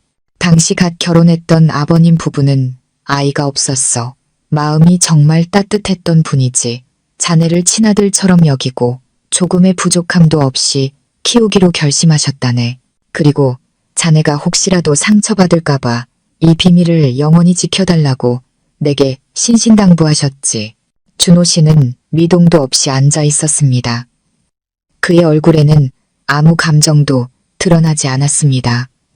아마도 너무 많은 충격을 받아 심장이 돌처럼 굳어버린 듯 했습니다. 임 선생이 말을 이었습니다. 하지만 박 여사는 달랐어. 그녀는 한 번도 자네를 진심으로 사랑한 적이 없었네. 그저 남편을 곁에 두기 위한 도구로 생각했지. 혜진이와 민수가 태어난 후에는 자네를 더 구박했어. 아버님이 친자식들보다 자네를 더 아끼는 것을 항상 질투했으니까 온갖 방법으로 자네를 괴롭혔지. 자네 아버님은 그 모든 걸 알고 계셨네. 너무나 괴로워하셨지만 가정을 지키기 위해 참고 또 참으셨던 거야. 그리고 그 모든 사랑으로 자네에게 부족한 부분을 채워주려 애쓰셨지. 그 말을 듣는 순간 준호 씨의 눈에서 눈물이 터져 나왔습니다. 며칠간 억눌렀던 눈물이 본물처럼 쏟아졌습니다. 그는 자신이 입양하라는 사실 때문에 우는 것이 아니었습니다. 돌아가신 아버지가 너무나 그리워서 그 위대한 분이 자신에게 베풀었던 피보다 진한 사랑 때문에 울고 있었습니다. 그는 이제야 아버지가 왜 항상 자신을 감싸고 모든 좋은 것을 자신에게 주려 했는지 이해했습니다. 선생님, 제가 메인 목소리로 물었습니다. 그런데 왜 지금 이 이야기를 해주시는 건가요? 임 선생은 저와 준호 씨를 번갈아 보며 결연한 눈빛으로 말했습니다. 이제 자네가 진실을 알아야 할 때가 됐기 때문일세. 준호 군. 그리고 자네의 것을 되찾아야 할 때이기도 하고 자네 아버님은 돌아가시기 전에 건설 회사만 남기신 게 아닐세. 그분은 자네에게 박 여사도 이 집안 사람 누구도 모르는 거대한 재산을 남겨주셨네. 그것은 바로 자네 친부모님께서 남기신 거대 부동산 그룹의 모든 지분일세. 다시 한번 우리는 엄청난 충격에 휩싸였습니다. 준호 씨의 친부모님, 부동산 그룹이라니 대체 무슨 일이 벌어지고 있는 걸까요? 준호 씨의 진짜 정체는 무엇일까요? 임 선생은 서류 가방에서 파일 하나를 꺼냈습니다. 이것이 자네 친부모님의 유언장과 자네 아버님의 유언장일세. 모든 것이 공증되어 있지. 자네, 정준호가 바로 대성그룹의 유일한 상속자일세. 세상이 뒤집히는 것 같았습니다. 제가 평범한 회사원이라고만 생각했던 남편이 거대 그룹의 상속자였습니다. 그리고 늘 자신들의 가문을 자랑스러워하던 시댁 식구들은 사실 남의 재산에 빌붙어 살아온 기생충에 불과했습니다. 수십 년간 그 사실조차 모른 채 말입니다. 저는 문득 깨달았습니다. 연극은 아직 끝나지 않았습니다. 진짜 복수는 아마 지금부터 시작될 것이었습니다. 준호 씨가 거대 부동산 그룹의 상속자라는 사실은 제 머릿속을 뒤흔들었습니다. 마치 동화 같은 이야기가 현실에서 펼쳐지고 있었습니다. 그리고 그 주인공은 바로 제 남편이었습니다. 저는 그를 바라봤습니다. 그는 여전히 침묵하고 있었지만 눈에는 더 이상 공허함이 아닌 놀라움과 혼란, 그리고 결의의 빛이 서려 있었습니다. 그는 아마 운명이 자신을 버리지 않았다는 것을 깨달았을 겁니다. 운명은 그에게 다시 시작할 기회를, 그와 그의 양아버지가 겪었던 모든 고통을 되갚아줄 기회를 준 것이었습니다. 임 선생은 모든 비밀을 털어놓은 뒤 차분히 상황을 설명했습니다. 준호 씨의 친부모님은 자수성가한 성공한 사업가였습니다. 그들은 맨손으로 대성그룹을 일구었습니다. 하지만 불행히도 준호 씨가 갓난아기였을 때 사고로 세상을 떠났습니다. 그들의 모든 재산과 지분은 신탁재단에 의해 관리되었습니다. 준호 씨가 30살이 되어 능력과 품성을 증명하면 모든 상속권을 돌려받는다는 조건이었습니다. 준호 씨의 양아버지, 즉 시아버지는 그의 친부모님과 가장 절친한 친구였습니다. 그는 준호 씨를 입양했을 뿐만 아니라 그의 재산을 조용히 지켜주었습니다. 그는 준호 씨가 부모님이 남긴 유산에 걸맞은 훌륭하고 사회에 도움이 되는 사람으로 성장하도록 가르쳤습니다. 정말 위대한 분이셨지. 임 선생이 존경심 가득한 목소리로 말했습니다. 그는 그 재산을 차지할 수도 있었지만 그러지 않았네. 그저 죽은 친구와의 약속을 지키고 싶어 했을 뿐이야. 평생을 청렴하게 살면서 자네를 자신과 같은 사람으로 키워내셨지. 하늘에 계신 자네의 아버님과 친부모님께서 분명 자네를 매우 자랑스러워 하실 걸세. 준호 씨는 자리에서 일어나 양아버지의 영정사진 앞으로 다가가 향을 피웠습니다. 그는 오랫동안 말없이 서 있었습니다. 저는 그의 마음속에서 격렬한 싸움이 벌어지고 있음을 알았습니다. 그는 돈이나 권력을 탐하는 사람이 아니었습니다. 그저 아내와 함께 평온한 삶을 살고 싶어 했을 뿐입니다. 하지만 이제 운명은 그의 어깨에 너무나 큰 책임을 지웠습니다. 그는 거대 그룹을 경영해야 할 뿐만 아니라 속부터 썩어버린 가족과도 맞서야 했습니다. 그곳은 탐욕과 질투가 혈연의 정을 죽여버린 곳이었습니다. 임 선생이 떠난 후 준호 씨는 마침내 제게 말을 걸었습니다. 그는 재산 이야기는 하지 않고 단 한 가지만 물었습니다. 미영아, 날 믿어? 저는 그의 눈을 똑바로 바라보며 한치의 망설임도 없이 고개를 끄덕였습니다. 믿어요. 무슨 일이 있어도 항상 당신 곁에 있을 거예요. 그는 저를 품에 안았습니다. 고마워. 앞으로의 길이 험난하겠지만 당신만 곁에 있으면 아무것도 두렵지 않아. 다음 날 준호 씨는 완전히 다른 사람이 되어 있었습니다. 그는 더 이상 침울한 남자가 아니었습니다. 말끔하게 면도를 하고 새 옷으로 갈아입은 그는 마치 전쟁에 나가는 장군 같았습니다. 그는 변호사와 함께 신탁재단을 찾아가 상속 절차를 밟았습니다. 모든 유언장과 법적 서류가 명확했기에 일은 순조롭게 진행되었습니다. 단 일주일 만에 평범한 회사원이었던 정준호는 공식적으로 대성그룹의 회장이 되었습니다. 이 소식은 제게에 큰 파장을 일으켰습니다. 거대 그룹의 후계자가 이렇게 갑자기 나타날 줄은 아무도 예상하지 못했습니다. 하지만 가장 큰 폭풍은 시댁 식구들 사이에서 일어났습니다. 그 소식을 들은 친척들은 제정신이 아니었습니다. 늘 자신들의 가문을 자랑스러워하던 그들은 이제 잔인한 진실과 마주해야 했습니다.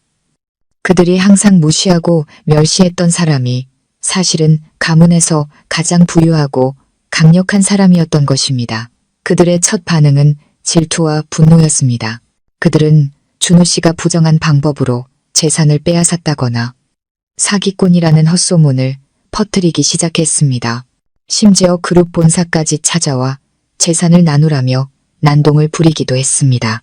하지만 그 모든 행동은 명백한 법적 증거 앞에서 무의미했습니다. 준호 씨는 흔들리지 않고 침착하게 모든 상황에 대처했습니다. 변호사들과 부모님이 남기신 충성스러운 동료들의 도움으로 그는 자신이 합법적인 상속자일 뿐만 아니라 유능한 리더라는 것을 모두에게 증명했습니다. 하지만 준호 씨는 진짜 싸움이 재개가 아닌 바로 자신의 가족 안에 있다는 것을 알았습니다. 그는 이 가족 깊숙이 파고든 종양을 뿌리 뽑아야만 했습니다. 그는 자신의 권력과 재산을 이용해 죄를 지은 자들을 심판하기로 결심했습니다. 그는 자신이 자라온 바로 그 집에서 가족회의를 열었습니다. 불구속 상태인 혜진과 민수를 포함하여 모든 친척이 참석했습니다. 그들은 혈연의 정 때문이 아니라 호기심과 거대한 재산의 일부라도 얻을 수 있을까 하는 희미한 희망 때문에 온 것이었습니다. 준호 씨는 예전에 양아버지가 앉으시던 상석에 앉았습니다. 그는 더 이상 과거의 준호가 아니었습니다.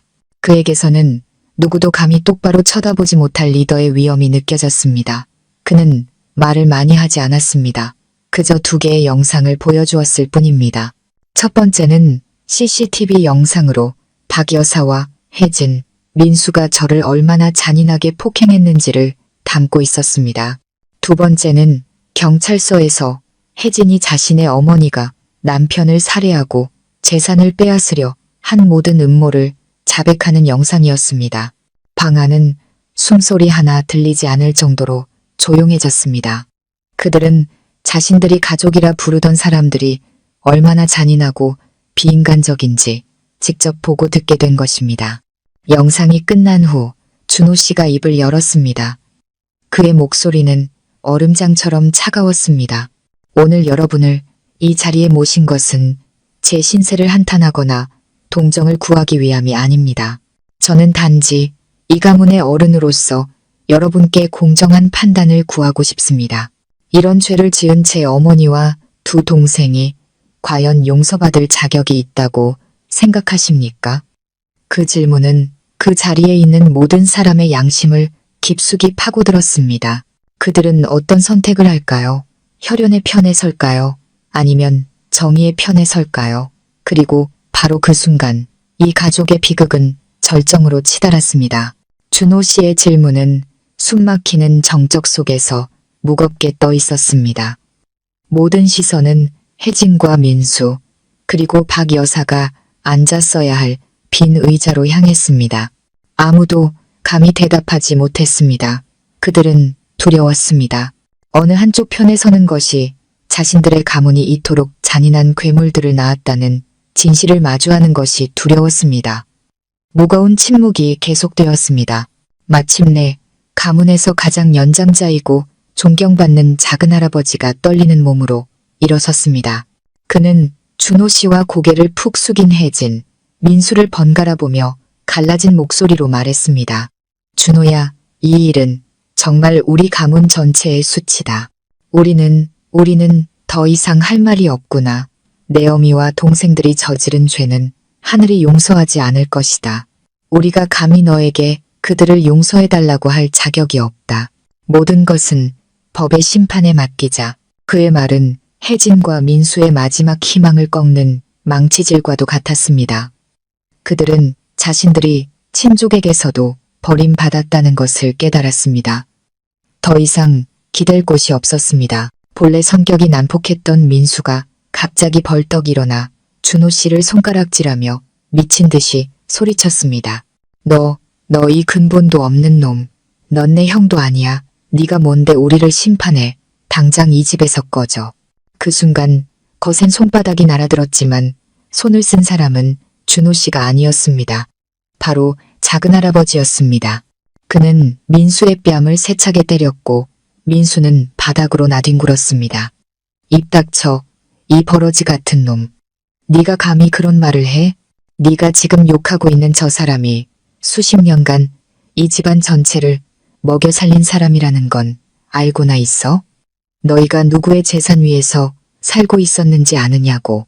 저와 준호 씨, 그리고 임 선생만 알던 준호 씨의 출생 비밀이 이제 가문 사람에 의해 폭로되었습니다. 친척들은 다시 한번 경악했습니다. 그들은 경외와 약간의 존경이 섞인 눈으로 준호 씨를 바라봤습니다. 준호 씨는 더 이상 아무 말도 할 필요가 없었습니다. 진실이 스스로를 증명했기 때문입니다. 그는 일어나 혜진과 민수 앞으로 다가갔습니다. 그는 분노가 아닌 연민의 눈으로 그들을 바라봤습니다. 나는 당신들의 형이 아니야. 맞아. 그리고 당신들 같은 동생을 원하지도 않아. 하지만 나는 여전히 아버지의 양아들이야.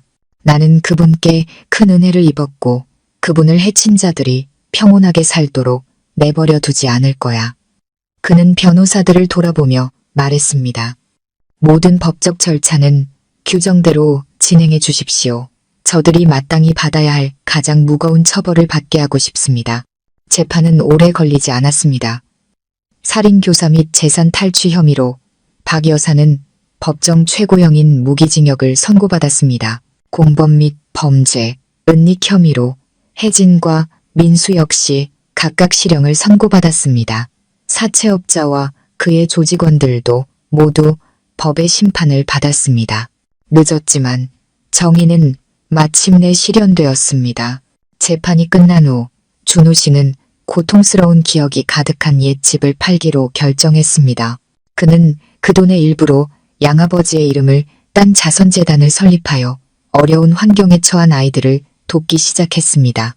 그는 아버지가 남기신 따뜻한 마음을 이어가고 싶다고 말했습니다. 그는 공식적으로 대성그룹을 이끌기 시작했습니다. 그의 뛰어난 재능과 인품으로 그룹은 빠르게 성장했고 그는 존경받는 기업가가 되었습니다. 하지만 그는 결코 과거를, 인생이 가르쳐준 값비싼 교훈을 잊지 않았습니다. 모든 것을 잃었다고 생각했던 저는 이제 꿈에도 그려보지 못했던 삶을 살게 되었습니다. 더 이상 두려움 속에서 참고 살지 않아도 되었습니다. 저는 사랑받고 존중받으며 온전한 제 자신으로 살 수 있게 되었습니다. 저와 준호 씨는 사랑과 신뢰만이 가득한 새로운 가정을 꾸렸습니다. 어느 날 오후 저와 준호 씨는 해변을 거닐고 있었습니다. 붉게 타오르는 노을을 바라보던 준호 씨가 제게 물었습니다. 미영아, 나랑 결혼한 거 후회한 적 있어? 저는 미소 지으며 고개를 저었습니다. 단 한 번도 없어요. 다만 우리가 그들의 진짜 모습을 조금 더 일찍 알았다면 아버님이 그렇게 억울하게 돌아가시지 않았을 텐데 하는 아쉬움은 있어요. 준호 씨는 저를 안아주었습니다. 다 지난 일이야. 이제 우리는 하늘에 계신 아버지와 내 친부모님께서 편히 쉬실 수 있도록 정말 행복하게 살아야 해. 우리는 손을 잡고 수평선을 바라봤습니다. 파도는 마치 상처 입은 우리 마음을 어루만지는 어머니의 자장가처럼 부드럽게 밀려왔습니다. 인생은 길고 앞으로 더 많은 시련이 있겠지만 저는 더 이상 두렵지 않았습니다. 그가 곁에 있는 한 우리는 모든 것을 함께 이겨낼 수 있을 테니까요. 저희의 이야기는 슬픈 이야기일지도 모릅니다. 하지만 동시에 사랑과 희생, 그리고 정의의 힘에 대한 이야기이기도 합니다. 그것은 인생이 아무리 잔인하고 사람의 마음이 아무리 악독할지라도 결국 진실과 사랑의 빛이 항상 승리한다는 것을 보여줍니다. 그리고 저는 깨달았습니다. 행복이란 모든 것을 갖는 것이 아니라 지금 가진 것을 소중히 여기고 그것을 지키기 위해 용감하게 싸우는 것이라는 것을요. 박 여사와 혜진, 민수에 대한 판결은 우리 인생의 어두운 장을 마감했습니다. 하지만 그 여운은 오랫동안 남았습니다. 정의는 실현되었지만 마음의 상처는 완전히 아물지 않았습니다. 거대 그룹의 회장이 된 준호 씨는 예전의 순수한 미소를 되찾지 못했습니다. 양아버지를 잃은 슬픔과 존경했던 어머니에 대한 끔찍한 진실은 그의 영혼에 무거운 짐이 되었습니다. 그는 현실을 잊기 위해 일에만 몰두했습니다. 밤늦게까지 이어지는 회의와 잦은 해외 출장, 그는 성공했고 모두의 존경을 받았지만 저는 그의 마음 깊은 곳에 여전히 가족의 파편을 찾아 헤매는 외로운 아이가 있다는 것을 알았습니다. 저는 그의 곁을 지키며 위로하려 애썼지만 어떤 고통은 시간만이 해결해 줄 수 있었습니다. 저 역시 저만의 새로운 삶을 시작했습니다. 저는 남편에게 의지하는 삶을 원치 않았습니다. 저는 제 저축과 준호 씨의 도움으로 작은 꽃집을 열었습니다. 그것은 제 어린 시절의 꿈이었습니다. 희망이라는 이름의 제 꽃집은 금세 동네 명소가 되었습니다. 저는 꽃을 가꾸고 사람들에게 아름다움과 기쁨을 선물하는 일에서 행복을 찾았습니다. 우리의 삶은 그렇게 평온하지만 어딘가 조용하게 흘러갔습니다. 그러던 어느 날 초대하지 않은 손님이 제 꽃집을 찾아왔습니다. 민수였습니다. 그는 가석방으로 출소한 뒤였습니다. 그는 초췌했고 10년은 더 늙어 보였습니다. 예전의 난폭하고 거만한 모습은 온데간데 없고 지치고 공허한 표정만이 남아 있었습니다. 그는 가게 앞에 한참을 서서 안으로 들어오지 못했습니다. 마침내 용기를 낸 그는 제 앞으로 다가와 아무 말 없이 무릎을 꿇었습니다. 형수님, 제가 잘못했습니다. 그는 뒤늦은 후회의 눈물을 흘렸습니다. 제가 너무 큰 죄를 지었다는 거 압니다. 형과 형수님께 용서를 구할 자격도 없습니다. 그저 죄송하다는 말씀 한 번 드리고 싶었습니다. 저는 그를 보았습니다. 마음은 잔잔했습니다. 더 이상 미움이 남아있지 않았습니다. 그저 그릇된 교육과 탐욕의 희생양이 된 그가 안쓰러울 뿐이었습니다. 일어나세요. 제가 담담하게 말했습니다. 다 지난 일이에요. 이제 바르게 사세요. 돌아가신 아버님께 부끄럽지 않게요. 민수는 일어나 제게 고개를 숙여 인사하고 조용히 떠났습니다. 그가 다시 일어서기까지는 오랜 시간이 걸리겠지만 적어도 뉘우치고 있다는 사실이 작은 위안이 되었습니다. 얼마 후 혜진이도 출소했습니다. 그녀는 우리를 찾아오지 않았습니다. 소문에 의하면 그녀는 도시를 떠나 아무도 모르는 곳에서 새 삶을 시작했다고 합니다. 아무도 그녀가 어디로 갔는지 무엇을 하는지 알지 못했습니다. 어쩌면 그것이 그녀가 죄의 많은 과거를 잇는 최선의 방법이었을 겁니다. 그리고 시어머니 박 여사는 교도소에서 병으로 세상을 떠났습니다. 그녀는 죽기 전 준호 씨에게 편지 한 통을 남겼습니다. 편지에는 사과나 후회가 없었습니다. 오직 준호 씨가 자신의 인생을 망쳤다는 원망만이 가득했습니다. 그녀는 끝까지 자신의 탐욕과 악행이 스스로를 파멸로 이끌었다는 것을 깨닫지 못했습니다. 준호 씨는 편지를 읽고 아무 말 없이 조용히 불태워버렸습니다. 그것이 과거와 완전히 단절하는 최선의 방법이었을 겁니다.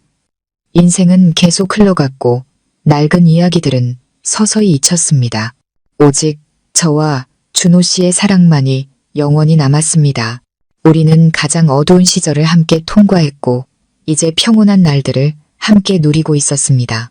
하지만 운명은 아직 우리를 놓아줄 생각이 없는 듯 했습니다. 어느 날 임 선생이 다시 우리를 찾아왔습니다. 이번에는 비밀이 아닌 경고를 가지고 왔습니다. 그는 말했습니다. 박 여사의 내연남, 자네 아버님을 해친 그놈이 탈옥했네. 그리고 지금 자네들을 찾아 복수하러 오고 있네. 이전의 어떤 폭풍보다도 더 거센 새로운 폭풍이 우리에게 다가오고 있었습니다. 임 선생의 경고는 우리가 어렵게 되찾은 평온한 삶의 날벼락처럼 떨어졌습니다. 적은 어둠 속에 숨어 있을 뿐만 아니라 잃을 것이 없는 무모한 자였습니다. 그의 이름은 철민. 여러 차례 교도소를 들락거린 전과자였습니다. 그가 박 여사에게 접근한 것은 사랑 때문이 아니라 준호 씨 양아버지의 재산 때문이었습니다. 회사 탈취 계획이 실패하고 범죄가 발각되자 그는 무거운 형을 선고받았습니다. 탈옥은 그의 무모함과 잔인함을 보여주는 증거였습니다. 그는 자신을 나락으로 떨어뜨린 사람들에게 복수하기 위해 어떤 수단과 방법도 가리지 않을 것이 분명했습니다. 준호 씨는 즉시 경찰에 신고했고 우리 집과 회사 주변에 경비가 강화되었습니다. 그는 저를 보호하기 위해 24시간 경호원을 고용했고 제가 혼자 있을 때를 노릴까봐 꽃집에도 나가지 못하게 했습니다. 우리의 삶은 갑자기 숨막히는 긴장감에 휩싸였습니다. 우리는 언제 죽음의 그림자가 덮칠지 모른다는 두려움 속에서 살아야 했습니다. 저는 준호 씨가 엄청난 압박감을 느끼고 있다는 것을 알았습니다. 그는 제 안전뿐만 아니라 사업적인 위협과도 맞서야 했습니다. 철민의 탈옥 소식은 대성그룹 내부에 적지 않은 혼란을 일으켰습니다. 일부 주주들은 이 개인적인 복수가 회사 경영에 영향을 미칠까 우려하기 시작했습니다. 경쟁사들도 이 기회를 이용해 헛소문을 퍼뜨리며 우리를 곤경에 빠뜨렸습니다. 하지만 준호 씨는 무너지지 않았습니다. 오히려 그는 가장 힘든 상황에서 더욱 강하고 결단력 있는 모습을 보였습니다. 그는 기자회견을 열어 우리가 직면한 위협에 대한 모든 사실을 공개했습니다. 그는 악에게 절대 굴복하지 않을 것이며 자신의 모든 힘과 재산을 동원하여 가족과 회사를 지키고 범죄자를 법의 심판대에 세울 것이라고 선언했습니다. 준호 씨의 행동은 대다수 주주와 직원들의 지지를 얻었습니다. 그들은 그에게서 유능한 리더뿐만 아니라 용감하고 책임감 있는 남자의 모습을 보았습니다. 그들은 그의 편에 서서 이 폭풍을 함께 이겨내기로 결정했습니다. 하지만 철민은 우리가 생각한 것보다 훨씬 교활했습니다. 그는 모습을 드러내지 않고 어둠 속에 숨어 기습적으로 공격해왔습니다. 그는 사람을 시켜 그룹의 건설 현장을 방해했고 우리 회사의 명예를 훼손하는 악성 루머를 퍼뜨렸습니다. 심지어 우리 주변 사람들을 미행하고 협박하기까지 했습니다. 그는 결정적인 일격을 가하기 전에 우리의 정신을 먼저 무너뜨리려 했습니다. 빛과 어둠의 싸움은 조용하지만 치열하게 계속되었습니다. 우리는 더 이상 수동적으로 당하고만 있을 수 없다는 것을 알았습니다. 우리는 먼저 공격해야 했습니다. 준호 씨는 경찰과 보안, 전문가들의 도움을 받아 늙은 여우 같은 철민을 유인하기 위한 덫을 놓았습니다. 계획은 완벽한 비밀 속에서 진행되었습니다. 준호 씨는 중요한 해외 출장을 떠나고 제가 집에 혼자 남게 될 것이라는 정보를 일부러 흘렸습니다.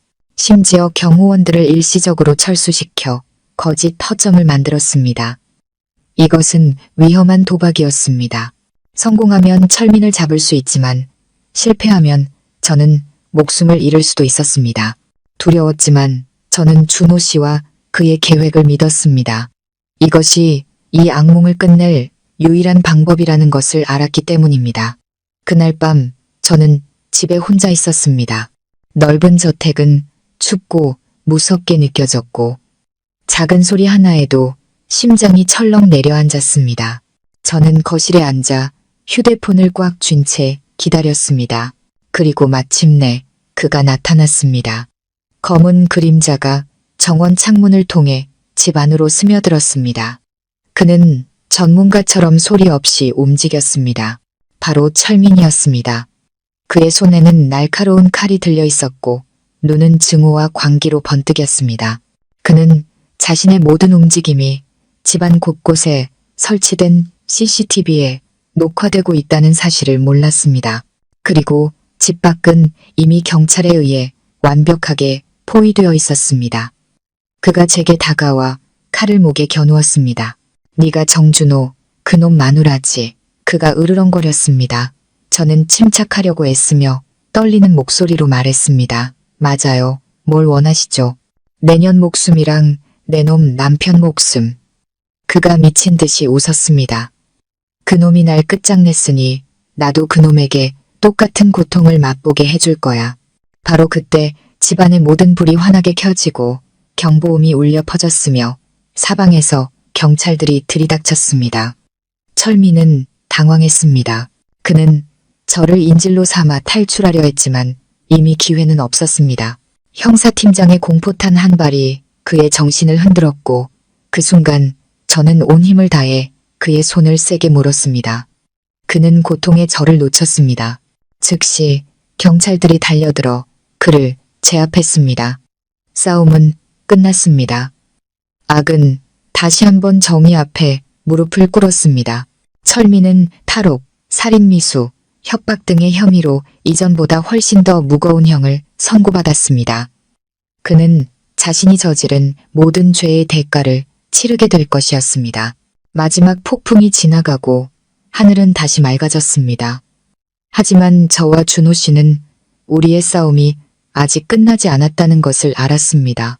우리는 외부의 적뿐만 아니라 우리 마음속의 상처와도 계속 싸워야 했습니다. 철민의 체포는 우리가 겪었던 끔찍한 날들의 종지부를 찍었습니다. 모든 것이 제자리로 돌아왔습니다. 대성그룹은 준호 씨의 리더십 아래 더욱 성장했고 제 꽃집, 희망도 유명 브랜드가 되었습니다. 우리 부부의 이야기는 많은 사람에게 영감을 주었습니다. 우리는 역경을 이겨낸 사랑의 상징이 되었습니다. 하지만 사업적인 성공이 가족의 빈자리를 채울 수는 없었습니다. 준호 씨는 바쁜 와중에도 항상 저를 위한 시간을 냈습니다. 우리는 함께 여행하고 봉사하며 잃어버린 시간들을 채워나갔습니다. 하지만 저는 그의 마음 깊은 곳에 지울 수 없는 슬픔이 남아있다는 것을 알았습니다.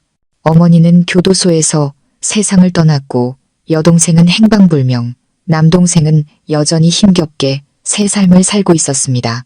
그는 성공했지만 동시에 외로운 남자였습니다. 어느 날 민수가 그룹 본사를 찾아왔습니다. 그는 더 이상 철없는 망나니가 아니었습니다. 가족의 비극과 수감 생활을 겪으며 그는 완전히 변해 있었습니다. 건설 현장에서 일한 그의 피부는 검게 그을려 있었습니다. 그는 돈을 구걸하러 온 것이 아니라 빚을 갚으러 왔습니다. 그는 준호 씨에게 작은 나무 상자를 건넸습니다. 안에는 제가 예전에 그의 도박 빚을 갚아주기 위해 땅을 팔았던 돈이 고스란히 들어 있었습니다. 형수님, 그가 더듬거리며 말했습니다. 이 돈, 제가 지난 몇 년간 힘들게 일해서 모은 겁니다. 제가 저지른 죄를 이걸로 다 씻을 수는 없겠지만 그래도 꼭 돌려드리고 싶었습니다. 그래야 제 마음이 편할 것 같아서요. 준호 씨는 말없이 그를 바라봤습니다. 그는 상자를 받고 말했습니다. 이 돈은 내가 갖지 않겠다. 아버지 이름으로 된 자선재단에 기부할게. 내가 지은 죄를 갚는 방법이라고 생각해라. 그는 민수의 어깨를 두드렸습니다. 바르게 살아라. 하늘에 계신 아버지가 실망하시지 않도록. 민수는 눈물을 터뜨렸습니다. 그는 고개 숙여 감사 인사를 하고 떠났습니다. 그의 뒷모습을 보며 저와 준호 씨는 조금이나마 마음이 가벼워지는 것을 느꼈습니다. 적어도 가족 중 한 명은 올바른 길을 찾은 셈이니까요. 우리의 삶은 계속 흘러갔습니다. 우리에게는 아들 하나, 딸 하나, 두 아이가 생겼습니다. 우리 집은 늘 아이들의 웃음소리로 가득 찼습니다. 준호 씨는 최고의 아빠가 되었습니다. 그는 아이들이 자신과 같은 불행을 겪지 않도록 모든 사랑을 쏟아부었습니다. 하지만 과거는 때때로 꿈속에서 찾아왔습니다. 저는 여전히 시집살이 하던 서러운 날들과 시댁 식구들의 잔인한 폭행을 꿈에서 보곤 했습니다. 준호 씨는 꿈속에서 여전히 아버지의 이름을 불렀습니다. 우리는 이 상처와 평생을 함께 살아가야 한다는 것을 알았습니다. 어느 날 저녁 아이들이 잠든 후 저와 준호 씨는 베란다에 앉아 밤하늘의 별을 바라보고 있었습니다. 제가 물었습니다. 준호 씨, 만약 그날 당신이 죽은 척하지 않았다면 우리 인생은 어떻게 됐을까요? 그는 잠시 침묵하다 말했습니다. 아마 난 정말 죽었을 거고 당신도 평온하게 살지 못했겠지. 우리가 오늘을 얻기 위해 치른 대가가 너무 컸어. 하지만 후회는 없어. 그 시련 덕분에 우리가 지금 가진 행복이 얼마나 소중한지 알게 됐으니까. 그는 제 손을 잡았습니다. 미영아, 고마워. 항상 내 곁에서 가장 힘든 시간들을 함께 해주어서. 당신은 내 인생 최고의 선물이야. 저는 미소 지으며 그의 어깨에 기댔습니다. 맞습니다. 우리는 너무나 큰 대가를 치렀지만 무너지지 않았습니다. 우리는 함께 더 강해졌고 서로를 더 사랑하게 되었습니다. 그리고 저는 미래가 어떻게 되든 우리가 함께하는 한 모든 것을 이겨낼 수 있다는 것을 압니다. 우리의 사랑은 불과 눈물 속에서 단련되어 영원히 꺼지지 않는 불꽃이 되었기 때문입니다. 우리 가족의 이야기는 나중에 전설처럼 회자되었습니다. 배신과 복수, 그리고 부활에 대한 전설. 하지만 저와 준호 씨에게 그것은 전설이 아닌 인생이었습니다. 비극으로 가득 찼지만 희망 또한 가득했던 인생. 그리고 저는 믿습니다. 어딘가에 여전히 저처럼 부당함과 서러움을 겪고 있는 여성들이 많이 있을 거라는 것을요. 저는 그들에게 말하고 싶습니다. 절대 희망을 포기하지 말라고. 당신의 행복을 위해 강하게 맞서 싸우라고. 그 누구도 당신의 미소와 존엄성을 빼앗을 권리는 없으니까요. 그리고 믿으세요. 비가 온 뒤에는 반드시 하늘이 맑게 갤 것이라고. 세월이 흘러 아이들이 자라고 우리 부부의 머리에도 흰머리가 늘어났을 때 그 옛날의 죽음 연기는 더 이상 악몽이 아닌 인생에 대한 뼈아픈 교훈으로 가끔 회자되었습니다. 그것은 우리에게 진정한 사랑의 가치와 혈연과 탐욕 사이에 아슬아슬한 경계, 그리고 막다른 길에 몰렸을 때 인간 내면에 숨겨진 힘을 일깨워 주었습니다. 우리는 아이들에게 이 이야기를 들려주며 바르게 살고 자신을 사랑해주는 사람들을 소중히 여기며 절대 돈 때문에 인격을 잃지 말라고 가르쳤습니다. 대성그룹은 준호 씨의 리더십 아래 사회에 크게 공헌하는 최고의 기업 중 하나가 되었습니다. 양아버지와 준호 씨의 이름을 딴 정민자선재단은 수천 명의 불우한 이웃을 돕고 학교와 병원을 지으며 희망을 전파했습니다. 준호 씨는 양아버지의 꿈을 이루며 그가 선택했던 따뜻한 길을 이어갔습니다. 그는 더 이상 과거에 얽매이지 않았습니다. 대신 고통을 힘으로 바꾸어 세상을 위한 더 나은 가치를 만들어냈습니다. 제 꽃집, 희망 역시 큰 체인으로 성장하여 어려운 환경에 많은 여성에게 일자리를 제공했습니다. 저는 제 이야기를 나누는 자리를 자주 마련했습니다. 제 고통을 과시하기 위해서가 아니라 다른 여성들이 유해한 관계에서 벗어나 스스로의 삶을 개척할 용기를 찾도록 돕기 위해서였습니다. 가끔 옛 사람들의 소식이 들려왔습니다. 민수는 수년간의 노력 끝에 작은 목공소를 차렸습니다. 그는 가정을 꾸리고 평범한 삶을 살고 있었습니다. 매년 명절이면 그는 자신이 직접 만든 가구를 보내왔습니다. 조용한 감사와 참회의 표시였습니다. 우리는 그 선물을 받았습니다. 완전히 용서해서가 아니라 한 인간의 뉘우침을 믿었기 때문입니다. 혜진은 속세를 떠나 부처님께 귀의하여 자신의 죄를 씻고 있다는 소식을 들었습니다. 아마도 그것이 그녀가 마음의 평화를 찾을 수 있는 유일한 길이었을 겁니다. 우리는 원망하지 않았습니다. 그저 그녀가 진정한 평안을 찾기를 바랐습니다. 인생은 인과 응보의 연속입니다. 뿌린 대로 거두는 법이죠. 박여사, 혜진, 민수, 그리고 철민. 그들은 모두 자신들의 행동에 대한 대가를 치렀습니다. 그리고 폭풍우를 지나온 우리는 평온한 항구에 닻을 내렸습니다. 어느 주말 오후 우리 가족은 작은 정원에 모여 앉았습니다. 아이들은 뛰놀고 그들의 맑은 웃음소리가 공간을 가득 채웠습니다. 준호 씨는 아끼는 분재를 손질하고 있었습니다. 저는 향긋한 차를 우리며 그 곁에 앉았습니다. 따뜻한 저녁 햇살이 모든 것을 평화롭게 물들이고 있었습니다. 준호 씨는 가위를 내려놓고 제 옆에 앉아 손을 잡았습니다. 그는 여전히 따뜻하고 사랑스러운 눈으로 저를 바라보며 말했습니다. 미영아, 행복해? 저는 미소 지으며 그의 어깨에 기댔습니다. 당신과 아이들이 곁에 있는데 매일이 행복이죠. 우리는 말없이 앉아 정원과 사랑하는 아이들을 바라봤습니다. 과거는 멀어졌고 평온한 현재와 밝은 미래만이 우리를 기다리고 있었습니다.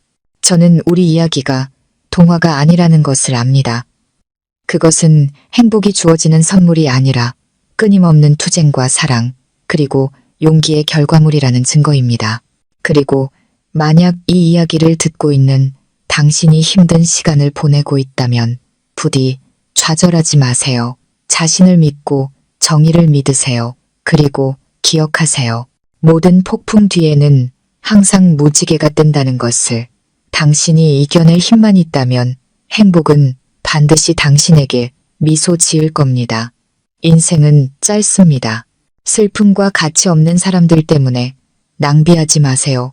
당신이 꿈꾸던 삶, 찬란하고 의미 있는 삶을 살아가세요.